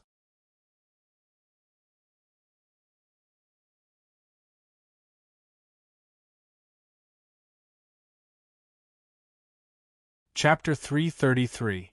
Since the start of the Min Mountain Sword Trials, Ding Ning of White Goat Cave winning first place, Liang Lian leading the army to capture by Shan Shui, and Chongling shaking, many astounding events had happened in this period of time for the Qin dynasty. Yet this period of time was not long. Before the Min Mountain Sword Trials started, 2 cultivators dressed in ordinary Qin attire had set up 2 tents on a small hill and settled down. The 2 of them had clearly arrived together, but they didn't talk to each other normally. Even their tents were separated by a distance of several hundred feet. This small hill was in the middle of Min Mountain Sword Sect and Chongling. On this morning, these 2 cultivators who had come together but did not talk to each other saw a wisp of smoke in the distant mountains at the same time. Then the 2 started to prepare at the same time. Among them, the slightly skinny short-haired man carefully rolled up his sleeves and then began to regulate his breathing. Through continuous breathing, his face became more and more solemn and calm. His whole body gave people a feeling of exhaling the old and taking in the new. Gradually, a layer of jade-like fluorescence appeared. The other middle-aged cultivator used a wooden hoop to tie up his long hair. He wore plain robes and had a thin face. He looked like a teacher of an academy in Chongling. His preparation was not like that of a teacher. He only used a piece of white silk to continuously wipe a small golden sword. The short-haired man was the first to sense something. He raised his head and looked coldly towards a path in the direction of Min Mountain Sword Sect. Dozens of breaths after he looked up, the shadow of a carriage slowly appeared on that path at the end of his sight. As his gaze flashed, his sleeve fluttered slightly. 2 weak silver lights flew out. They were not flying swords, but 2 strange silver insects the size of a person's index finger. These 2 flying insects stuck close to the ground, making their way through the underbrush and fallen leaves. The light on their bodies faded as they silently flew towards the path that the carriage was traveling on. The teacher-like middle-aged cultivator looked calmly at the sky. His gaze was clear as he looked at the rising sun. He did not fear the blinding light at all. His eyes were bright, and the light that fell into his eyes seemed to be absorbed in the depths of his pupils. His pupils started to fill with golden lines. The patterns on the wings of the 2 strange silver insects looked like naturally formed runes. Inside the runes there was a thin layer of pale yellow crystal, which was the condensation of the yuan qi of heaven and earth that the short-haired man had been constantly injecting into them during his daily cultivation. At this moment, under the guidance of his mind, the two long silver worms' wings folded together, and then they drilled into the soil under several fallen leaves, waiting for the arrival of the carriage. As the carriage got closer and closer, the two cultivators' brows unconsciously furrowed. The presence of the cultivator in the carriage was extremely weak to them, and could be ignored. But the presence of the Min Mountain Sword sect cultivator dressed in indigo robes, sitting at the front of the carriage, was terrifying. Even from a great distance, their energy seas unconsciously trembled, and became slightly numb. However, this was a situation of 2 against 1. In the few days they had spent here, even though they didn't talk much, these two cultivators had a clear understanding of the other's cultivation and some unique methods. So, these two cultivators still had great confidence. They were certain that this Min Mountain Sword sect cultivator was not Yantai Guanjian. As long as it was not Yantai Guanjian, in their view, even if Gung Rin and the others came, they still had a great chance of killing him. The carriage was still far from where the two silver bugs were hiding. However, without any warning, the expressions of these two cultivators changed greatly. At the same time, they felt the coldest threat of death surround their bodies. The teacher-like middle-aged cultivator gave a shrill shout. The small golden sword in his hand immediately lit up with many golden lines of fire. At the same time, many golden lines of fire also lit up around his body. They were about to form a unique cage to cover himself and the cultivator next to him. But it was still too slow. When the golden lines of fire lit up, a gray sword light with terrifying murderousness had landed on the short-haired cultivator's neck. At this time, the short-haired cultivator had just shown his powerful cultivation. An ocean of primal energies of the universe came down from the sky and gathered into his body. At the same time, the astounding vital energy and primal energies of the universe accumulated in his meridians started to burst out. There was a soft sound. This short-haired cultivator, who had clearly reached mountain-moving realm long ago, didn't even have time to make any extra movements before his head was directly cut off by a sword. Under the powerful surge of energy, not only did his head fly high into the air, even all of the energy in his body immediately sprayed into the air, turning into countless specks of blood that scattered, dyeing the rain and mist above with a layer of red. There was no smell of blood in this hill. The headless corpse had lost all its blood and turned into a withered corpse. It fell forward like a piece of rotten wood. The scene was very horrifying and even disgusting. The golden lines of fire finally formed a cage, enveloping the middle-aged cultivator who looked like a teacher.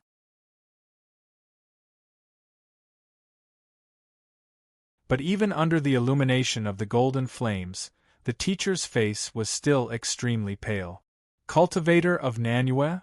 A demonic voice sounded from the forest on the side. Then a man dressed only in his undergarments appeared in his sight. "You are a cultivator of Yelong?" These two words of uncertainty struck this teacher-like middle-aged cultivator's heart like a hammer, making the golden threads of fire around his body even start to tremble slightly. From the corner of his eyes, he could see that the carriage was still moving forward. However, the terrifying aura at the front of the carriage had already disappeared. The green figure that had been sitting there had also disappeared. All that was left was an empty green jade-colored robe that was draped over the front seat. "Who are you?" The teacher-like middle-aged cultivator struggled to speak. He understood how the other had silently approached him, but he still could not understand how Min Mountain Sword Sect could have such a terrifying cultivator other than Bailey Sushue and Tantai Guanjian. How could this person use just a ball of primal energies of the universe to support that robe and hide from the senses of him and the Grandmaster from Nanyue? "Who sent you here?" Xiao Sharon looked at the middle-aged cultivator's pale face and did not answer his question. The middle-aged cultivator pressed his lips together and did not answer. Xiao Sharon's expression did not change. He was not skilled in interrogation to begin with, and did not have much interest. He was only skilled in one thing in his life, killing. He attacked with his sword. It was a direct stab without any finesse. The tip of the light gray crystal-like sword in his hand struck the golden curtain of fire at an unbelievable speed. The middle-aged cultivator screamed in shock. His vital energy gushed out of his body without reservation. The small golden sword was so bright it seemed to melt. The moment the gray sword pierced through the golden curtain of fire, it hit the gray longsword heavily. The golden flames swept up along the gray sword like liquid, and was about to cover Xiao Sharon's fingers. Xiao Sharon frowned slightly. He did not change his stance as he spat. A small indigo sword as thin as a bamboo leaf came out of his mouth, piercing through the shattered golden lines of fire towards the middle-aged cultivator's forehead. The middle-aged cultivator was shocked. He flicked the 5 fingers of his left hand, and several substantial sword cheese struck the small green sword, sending it flying. Xiao Sharon's left hand shook slightly. A small transparent sword light shot out of his index finger. The middle-aged cultivator twisted his body, wanting to avoid this fine sword light. However, with a pu sound, his eyes widened to the extreme. He looked down in disbelief, only to see a blast of blood light already gushing out of his abdomen. Xiao Sharon calmly retreated.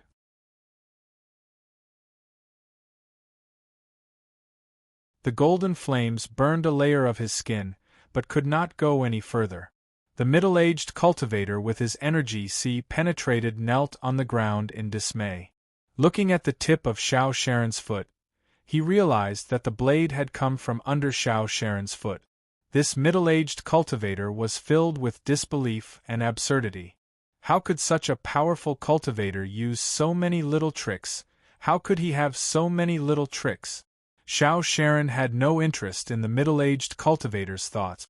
For him, for a very long time, killing people meant only survival. His left hand swung out without hesitation. A sharp presence flew out of his palm and cut through the middle-aged cultivator's neck. This middle-aged cultivator's head also fell from his neck, rolling down the sloping mountain slope. Xiao Sharon turned around without worry. The carriage had reached the bottom of the hill. Sensing this shocking but not soul-stirring battle, Ding Ning, in the carriage, had a hint of a smile at the corner of his mouth. No matter who set up these 2 assassins, he would be extremely vexed and heartbroken right now.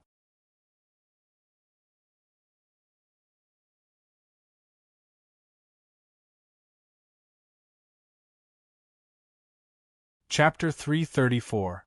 When 2 powerful cultivators from outside the Qin dynasty were killed by Xiao Sharon, the most skilled killer of Min Mountain Sword Sect, before they could even use their best moves, Palace Attendant Rong passed through the military camps and entered the main camp where Liang Lian was. She sat down across from Liang Lian. Liang Lian was drinking medicine.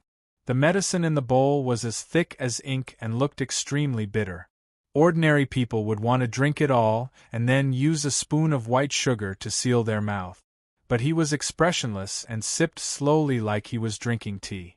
Palace Attendant Rong looked coolly at him and said, "Her Majesty is very disappointed in you. I am also very disappointed." Liang Lian stopped and looked at the medicine in the bowl. After a moment of silence, he said, "In the past, I thought that I was greedy and dissatisfied. I wanted to be made a marquis. Even if I could not gain a foothold in Chongling, I could at least find a fief. But yesterday I thought clearly. These were all my wishful thinking. The Holy One and her wanted people to not remember the Bazin Kendo ground and those people. They wanted those people's names to disappear with the Holy One in the years before he ascended the throne. How could they let someone like me be made a marquis? My existence is to remind many people of the past." After a pause, Liang Lian smiled disdainfully. His smile was dark and cold, like the cold light of an arrow flying through the air on the battlefield. "This is just your personal thought." Palace Attendant Rong looked at Liang Lian without changing her expression and said, "Her Majesty is very disappointed in you, but she still recognizes your abilities. If General Liang is loyal to his duty, in the future history books, General Liang's disgraceful deeds will be erased. Only your achievements will be remembered. The people of the Bazin Kendo ground disappeared, because they saw too far, and could not see what was in front of them. Who would look so far and not in front of them? Liang Lian looked coldly at Palace Attendant Rong. I just want to know what decree you brought from her. Palace Attendant Rong looked at him and said calmly, Her Majesty will have you lead an army to Nanyue. If possible, she hopes that you can be made a marquis in Nanyue like the other marquises. Liang Lian's eyes narrowed slightly. He picked up the bowl and drank. The medicine entered his throat like a knife. His voice was cold. Marquis in Nanyue? Her Majesty really thinks highly of me. Nanyue's cultivators are all strange. They cannot adapt to the climate. The cold in winter, hot in summer, poisonous snakes and insects. Which one of these things do not kill people? Our army's cavalry, shooting, and seal chariots are almost useless. The Empress wants you to go, not because she wants to listen to your suggestions, but because she wants you to obey. Her Majesty is a marquis. Her Majesty. Palace Attendant. Palace Attendant. Palace Attendant Rong's voice was calm, but she mercilessly interrupted Liang Lian. As to her having you go to Nanyue, she has her own plans. When have you ever seen her send a talent of use to the Qin to their death? After saying this, she stood up. Without looking at Liang Lian's expression, she bowed deeply to Liang Lian and then turned to leave. Liang Lian turned his head and looked out the window of the tent. He looked at some of the eaves of Chongling and was silent for a long time.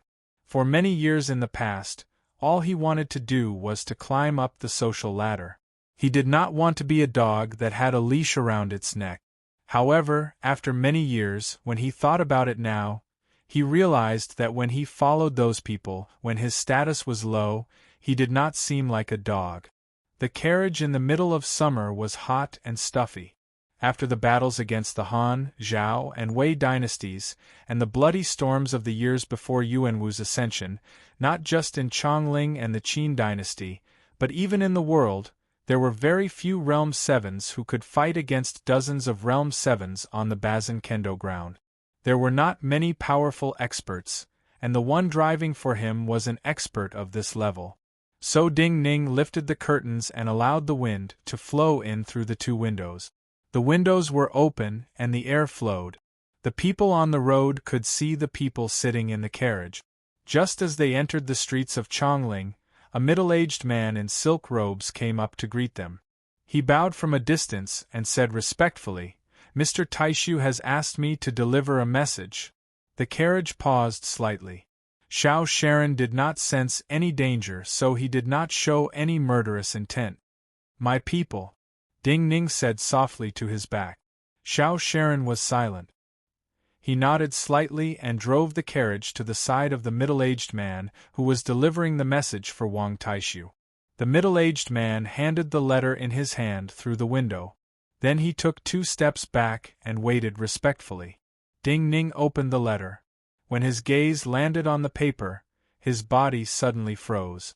After a moment, he looked up and said to the middle-aged man outside the window, I will go directly to Ink Garden and have Wang Taishu send my aunt to Ink Garden. The middle-aged man bowed respectfully and then left. Looking at the middle-aged man's respectful attitude, and then thinking of what the gangster called Wang Taishu and Ding Ning had done in the past half-year, Xiao Sharon could not help but shake his head slightly. This youth from the wine shop was not an ordinary person, but his opponents in the trials thought of him as an ordinary person. Thinking so, he did not say anything. The carriage leisurely moved through the streets of Chongling towards Ink Garden. He had seen too many conflicts and killed too many people.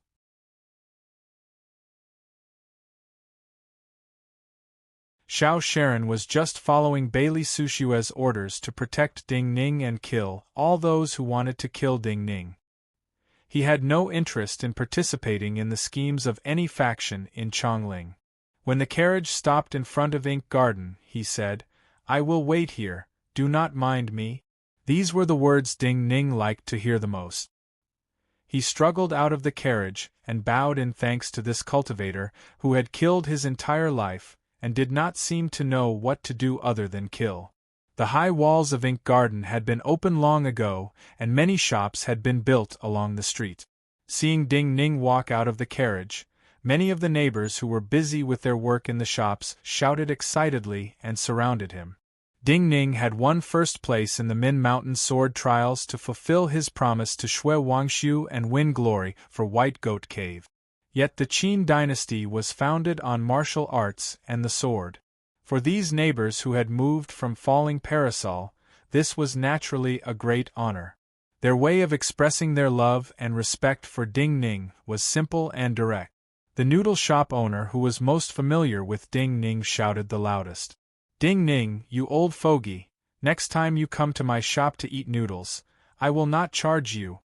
Hearing these people's shouts, Ding Ning knew where these people's happiness came from. So he shouted back, "Of course, without the care of my neighbors, without that bowl of noodles every day, I would not have been first." These words were like a firecracker lighting up the festive scene. A wave of cheers and applause sounded. Ding Ning smiled and cupped his hands to express his thanks. He then patiently chatted with these neighbors for a while before entering the inner garden with the help of these neighbors. The numerous servant girls that Wang Taishu had arranged for were waiting inside. They sent Ding Ning to Forefather Zhou's small courtyard in Ink Garden. In the small courtyard, a middle-aged man who looked weak was waiting for his arrival. "In the past, you were weak. Now, it is my turn." When Ding Ning saw this person, he could not help but shake his head and sigh softly. This middle-aged man was naturally Wang Taishu. He looked at Ding Ning's pale face and smiled. "What should I do next?" Then he put away his smile and asked Ding Ning directly in a soft voice. He was now the most powerful person in Chongling, but this power came from Ding Ning's transactions and favors with the military nobility. Before Ding Ning won the Min Mountain Sword Trials, his relationship with the military nobility could continue. But now everything could change. He did not worry about his own life, but the safety of the many people who lived with him in Chongling. It will not be worse than before, only better. Ding Ning lay down on a bamboo chair in front of him.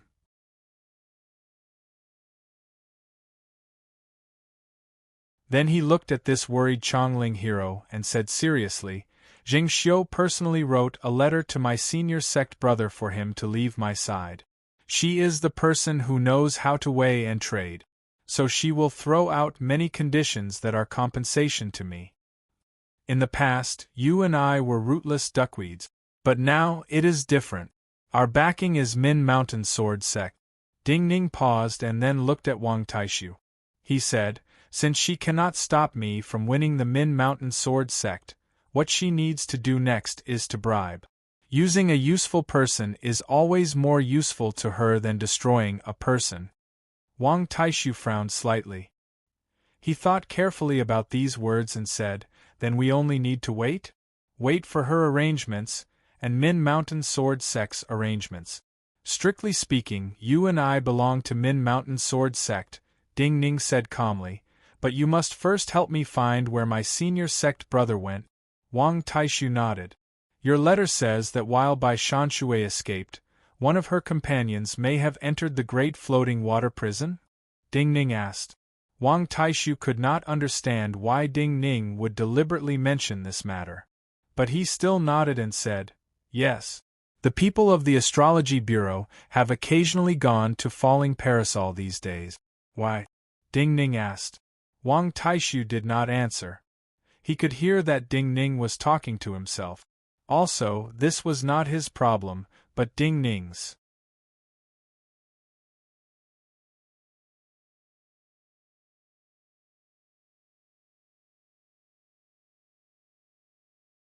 Chapter 335. Wang Taishu left the courtyard. Ding Ning lay on the soft couch in the bedroom. The feeling of aging inside his body, and the exhaustion from using energy to heal his wounds, should have made him drowsy. But in this silent room, he did not feel sleepy at all, and grew increasingly restless. This was his problem. He knew that this emotion came from the fact that his revenge had truly started, like an arrow that could not be retracted.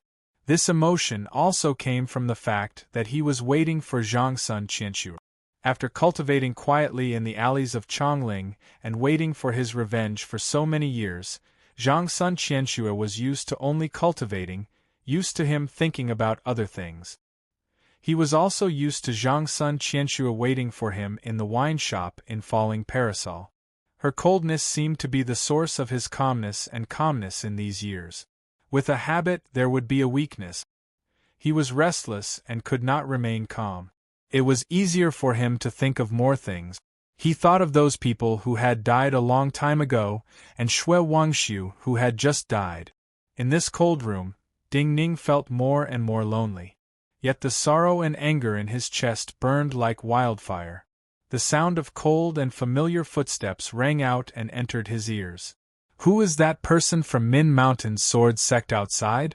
Seeing Zhang Sun Qianxue push open the door and come in, Ding Ning's gaze stopped on her picturesque face and did not answer immediately. Zhang Sun Qianxue was slightly displeased and frowned slightly. Ding Ning took a deep breath and said, "Xiao Sharon.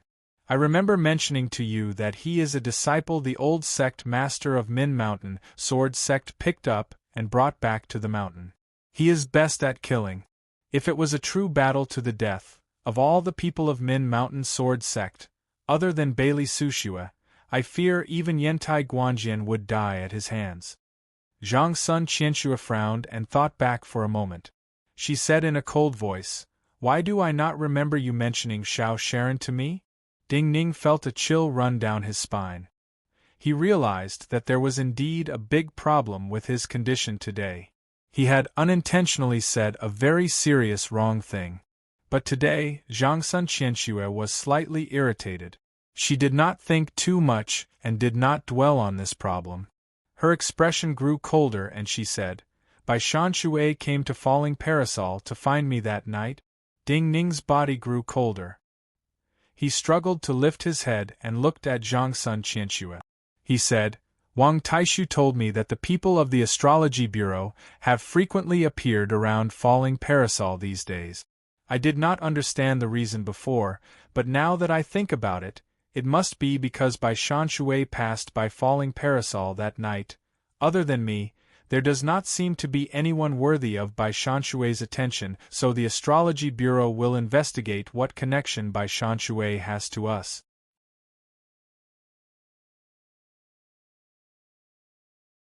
Zhang Sun Qianxue's face grew cold. Yi Siling will definitely connect this to Fan Zhuo's death. So, she will quickly discover my true identity? Ding Ning was silent for a moment. "You must leave Chongling," Zhang Sun Qianxue said after a moment of silence. "I will not leave Chongling." Ding Ning's face immediately turned red. But because he was too agitated, he opened his mouth but could not speak. He coughed violently. "Leave Chongling and then continue to flee?" Zhang Sun Qianxue's expression recovered. She said coldly, "I want to gamble." Ding Ning's breathing finally stabilized. He said angrily, "How will you gamble? Everyone wants to see Yi Siling's true attitude." Zhang Sun Qianxue said coldly, "Everyone wants to know if Yi Siling is one of the Yuanwu Emperor's people or the one who taught her the sword. And then?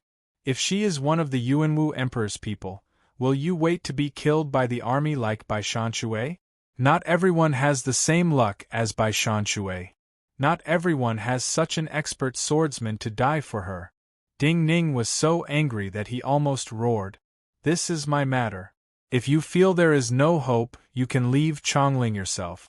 Zhang Sun Qianxue looked coldly at Ding Ning and said with slight disdain, "Haven't you always wanted to know who Yi Siling's heart belongs to?" Ding Ning could not speak. He knew she could not change what she decided. "This is yours." Zhang Sun Qianxue took out a copper-green secret box from her sleeve and handed it to Ding Ning. Ding Ning looked silently at the box containing the human sovereign jade annulus. "You are in such a hurry to return to Chongling, but do not want to speak after seeing me?" Zhang Sun Qianxue looked at Ding Ning, who was rarely so dispirited. She said coldly, If you do not want to leave Chongling, and want to stay and gamble with me, then at least tell me what to do next." Ding Ning took a deep breath and said slowly, "Since the Astrology Bureau has detected something, if you are not willing to leave Chongling, then you can only wait here for the result. Also, help me heal." Zhang Sun Qianxue glanced at Ding Ning and did not speak. She motioned for Ding Ning to move to the side. Then she closed the silk curtain and laid down next to Ding Ning. Like many cold female cultivators, she had a serious obsession with cleanliness. Today, Ding Ning's body was not clean. All kinds of ointment seeped through the gauze and stained the bed. But this time, she did not say anything. When she lay down, her tightly pressed lips trembled slightly. Just like usual, she lay on her side with her clothes on. Ding Ning could not see her face. At this time, he was only thinking about his own injuries and cultivation. He had Zhang Sun Qianxue wait, but he had to go out and make some preparations. Countless tiny noises resounded within his body. The withered yellow light spot in the pure white jade disc in his hand kept jumping. Waves of hot energy ran furiously through his meridians.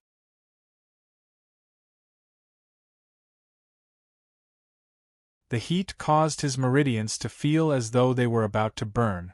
Yet each time his meridians felt as though they were about to burn, the cold presence coming out of Zhang Sun Qianxue's body would suppress them, and then the two would merge together perfectly. These energies flowed through his body according to the cultivation paths of Min Mountain Sword Sect.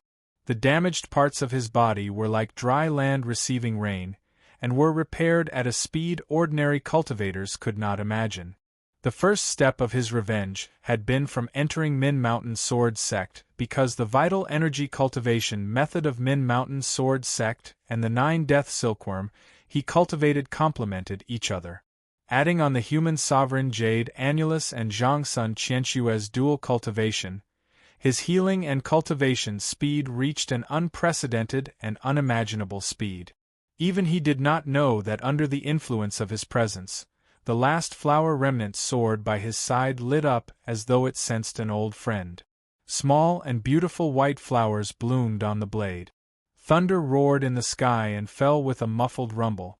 The clear summer sky was instantly driven away by thick rain clouds, and a rainstorm began to pour down before many people had time to prepare for it.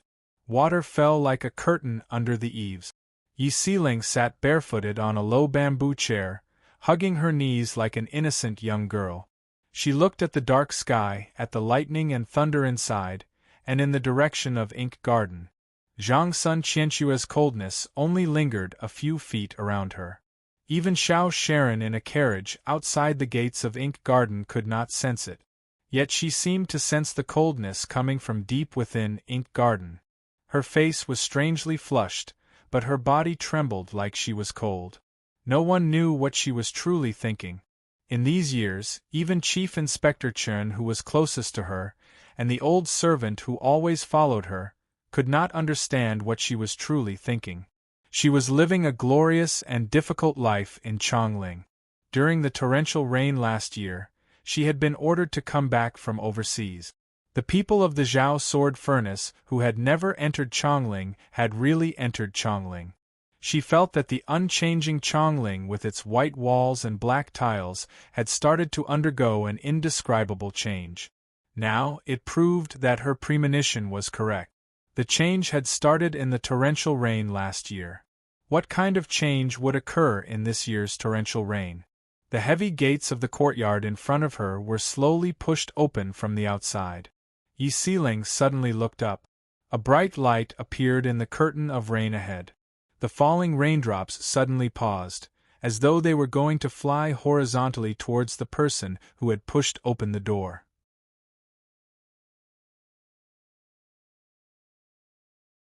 Yet at this time, as she frowned, these raindrops seemed to break free of their restraints and fell back to the ground. Someone pushed open the door and entered, closing it behind them. This was a tall woman dressed in blue cloth robes. Her blue robes appeared overly large and stuck to her body wet. But what made her appear the most disheveled was her tangled hair. Her skin was white and glossy, but there was no color to be seen. She looked like an ordinary traveler who had been in the rain for a long time, and did not have any powerful presence. Yet Yi Seeling knew who she was. He knew that the reason she had only attracted his attention when she pushed open the door was not just because he had been distracted, but because the other could merge into one with the rain. Yi Seeling stood up, his expression cold. He sneered. This rain suddenly came down and stopped just like that. Bai Shanshui, do you not want to live, or do you have too much water in your head to come find me here?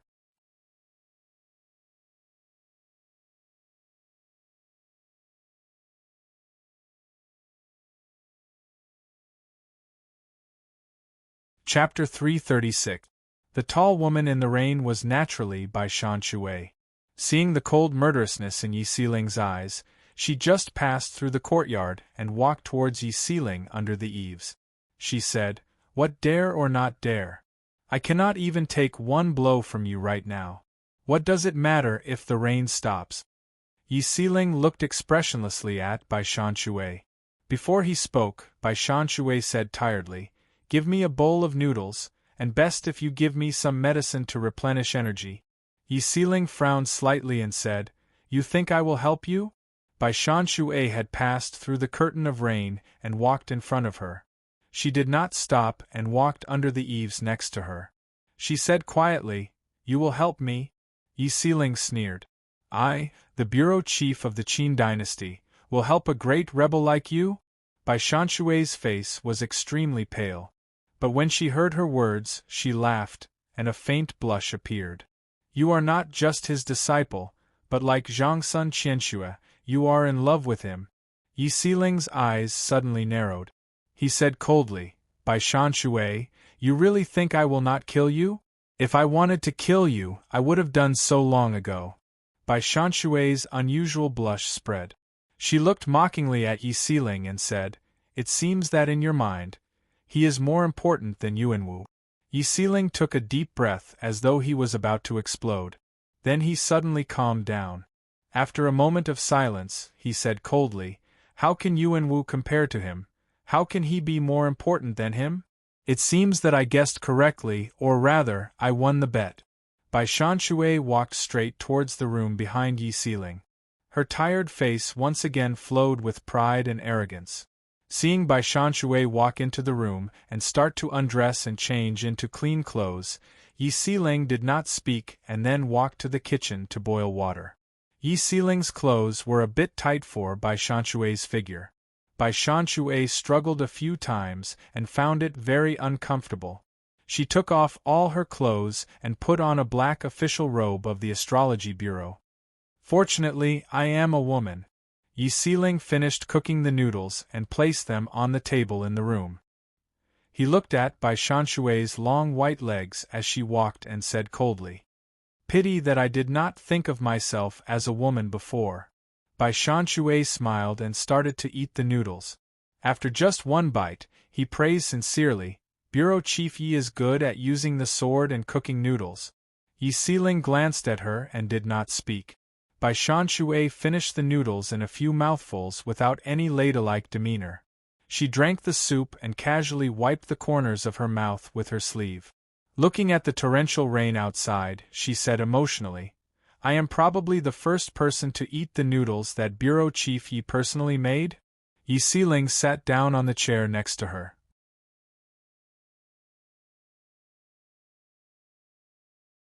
He also looked at the torrential rain outside and said, "The second?" Bai Shanshui stilled slightly. She immediately understood who Yi Seeling was speaking of and fell into a daze. Where there is life, there is hope. Previously, you sang and fought in the streets of Chongling and appeared arrogant. But in all these years, you have only been arrogant once. Other people do not know, but I know you can endure it.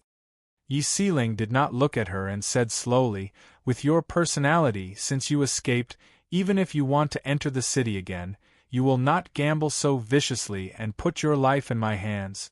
"Why?" Before Bai Shanshui could answer, Yi Seeling slowly turned his head and looked at her. He said, "Because of the man in Xinxian's hands?" Bai Shanshui nodded and did not deny it. She said, "Love is the hardest to name. At least, I owe him." Yi Sealing was silent for a moment and said, "Not from Cloud Water Palace?" Bai Shanshui shook her head. Yi Sealing nodded. "That is even rarer." Bai Shanshui smiled and looked at her. She said, "Tell me about you and him?" Yi Sealing bowed her head slightly. After a moment of silence, she said, "When I first met him, I had not started to cultivate. I was just an ignorant child." Bai Shanshui tidied her hair and started to listen to her story quietly. "The first time I met him, he was competing with Dongfang Su by the Wei River. With one blow, he defeated the most famous young swordsman of Chongling, Dongfang Su. I felt he was very impressive and dashing. I started to want to cultivate and get close to him. My father was an ordinary merchant, and my mother was a concubine. Hearing that I wanted to learn the sword, my father beat me half to death. So I left home and went directly to find him. I went to his camp. Seeing me as thin as a stick, the soldiers guarding the camp all laughed at me. But when he saw me, he did not laugh at me, and really taught me the sword." Listening to Yi Sealing's quiet narration, Bai Shanshui started to think of many things in the past. She thought of that person's presence back then. She could not help but think that if she was in Chongling, she would also admire that person beyond redemption. But hearing this, Yi Sealing had not been born for a long time. She could not help but take a sip of tea and ask, "Then?" Then there was no then. Yi Sealing glanced at her and said coolly, "Yuan Wu and Jing Xiu worked together to start a mutiny in Chongling. Other than a few experts, all of the Bazin Kendo ground were trapped in Chongling. In the end, he died in Chongling. While he taught me the sword back then, I was only realm 6. What was the use?" Bai Shanshui thought of the bloody storm in Chongling that year, and the bloodbath in the next 3 years. She was silent for a long time and said, "He trusted Yuan Wu and Jing Xiu too much. Yuan Wu could conquer the world, but not people's hearts. So how could he compare to him?"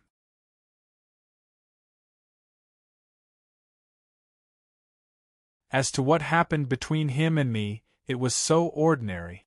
There was no private relationship like you imagine. Back then, there were many women who admired him. He was so devoted, how could he fall in love with someone else? Yi Sealing gathered his hair and looked at the distant black tiles. He said, "You just misjudge the person, you cannot blame others." Bai Shanshui was silent for a long time and said, "True stories are usually ordinary but cruel." Yi Sealing turned to look at her and said, "What do you want to do next?" Bai Shanshui said, "Only your place will not be searched by the Astrology Bureau and Divinity Bureau. I want to stay here. I know you went to Falling Parasol that night, so you can be more honest." Yi Sealing glanced at her with a calm expression, but the light in his eyes was unusually sharp. Bai Shanshui stilled and frowned. "That is eldest Miss Gongsun."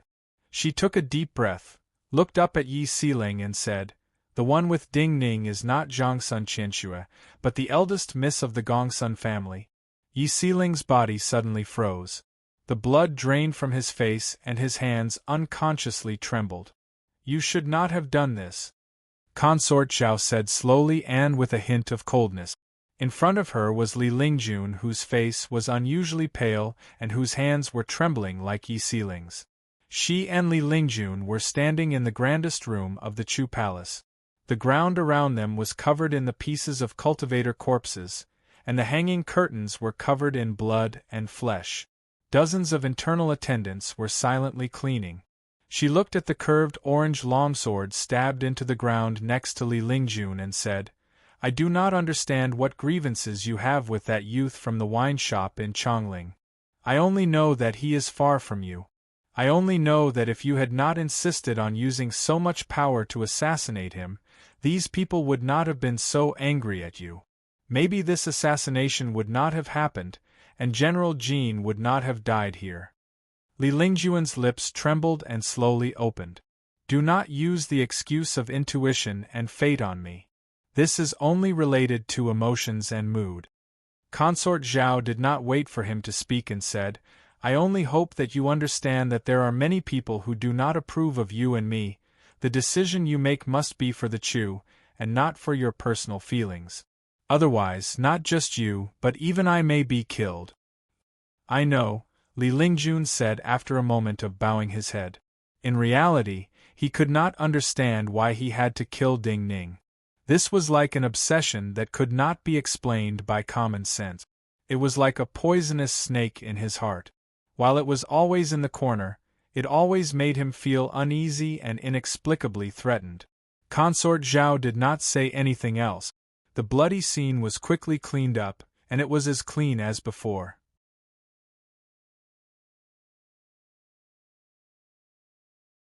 Incense was burned, and even the smell quickly became incomparably fragrant.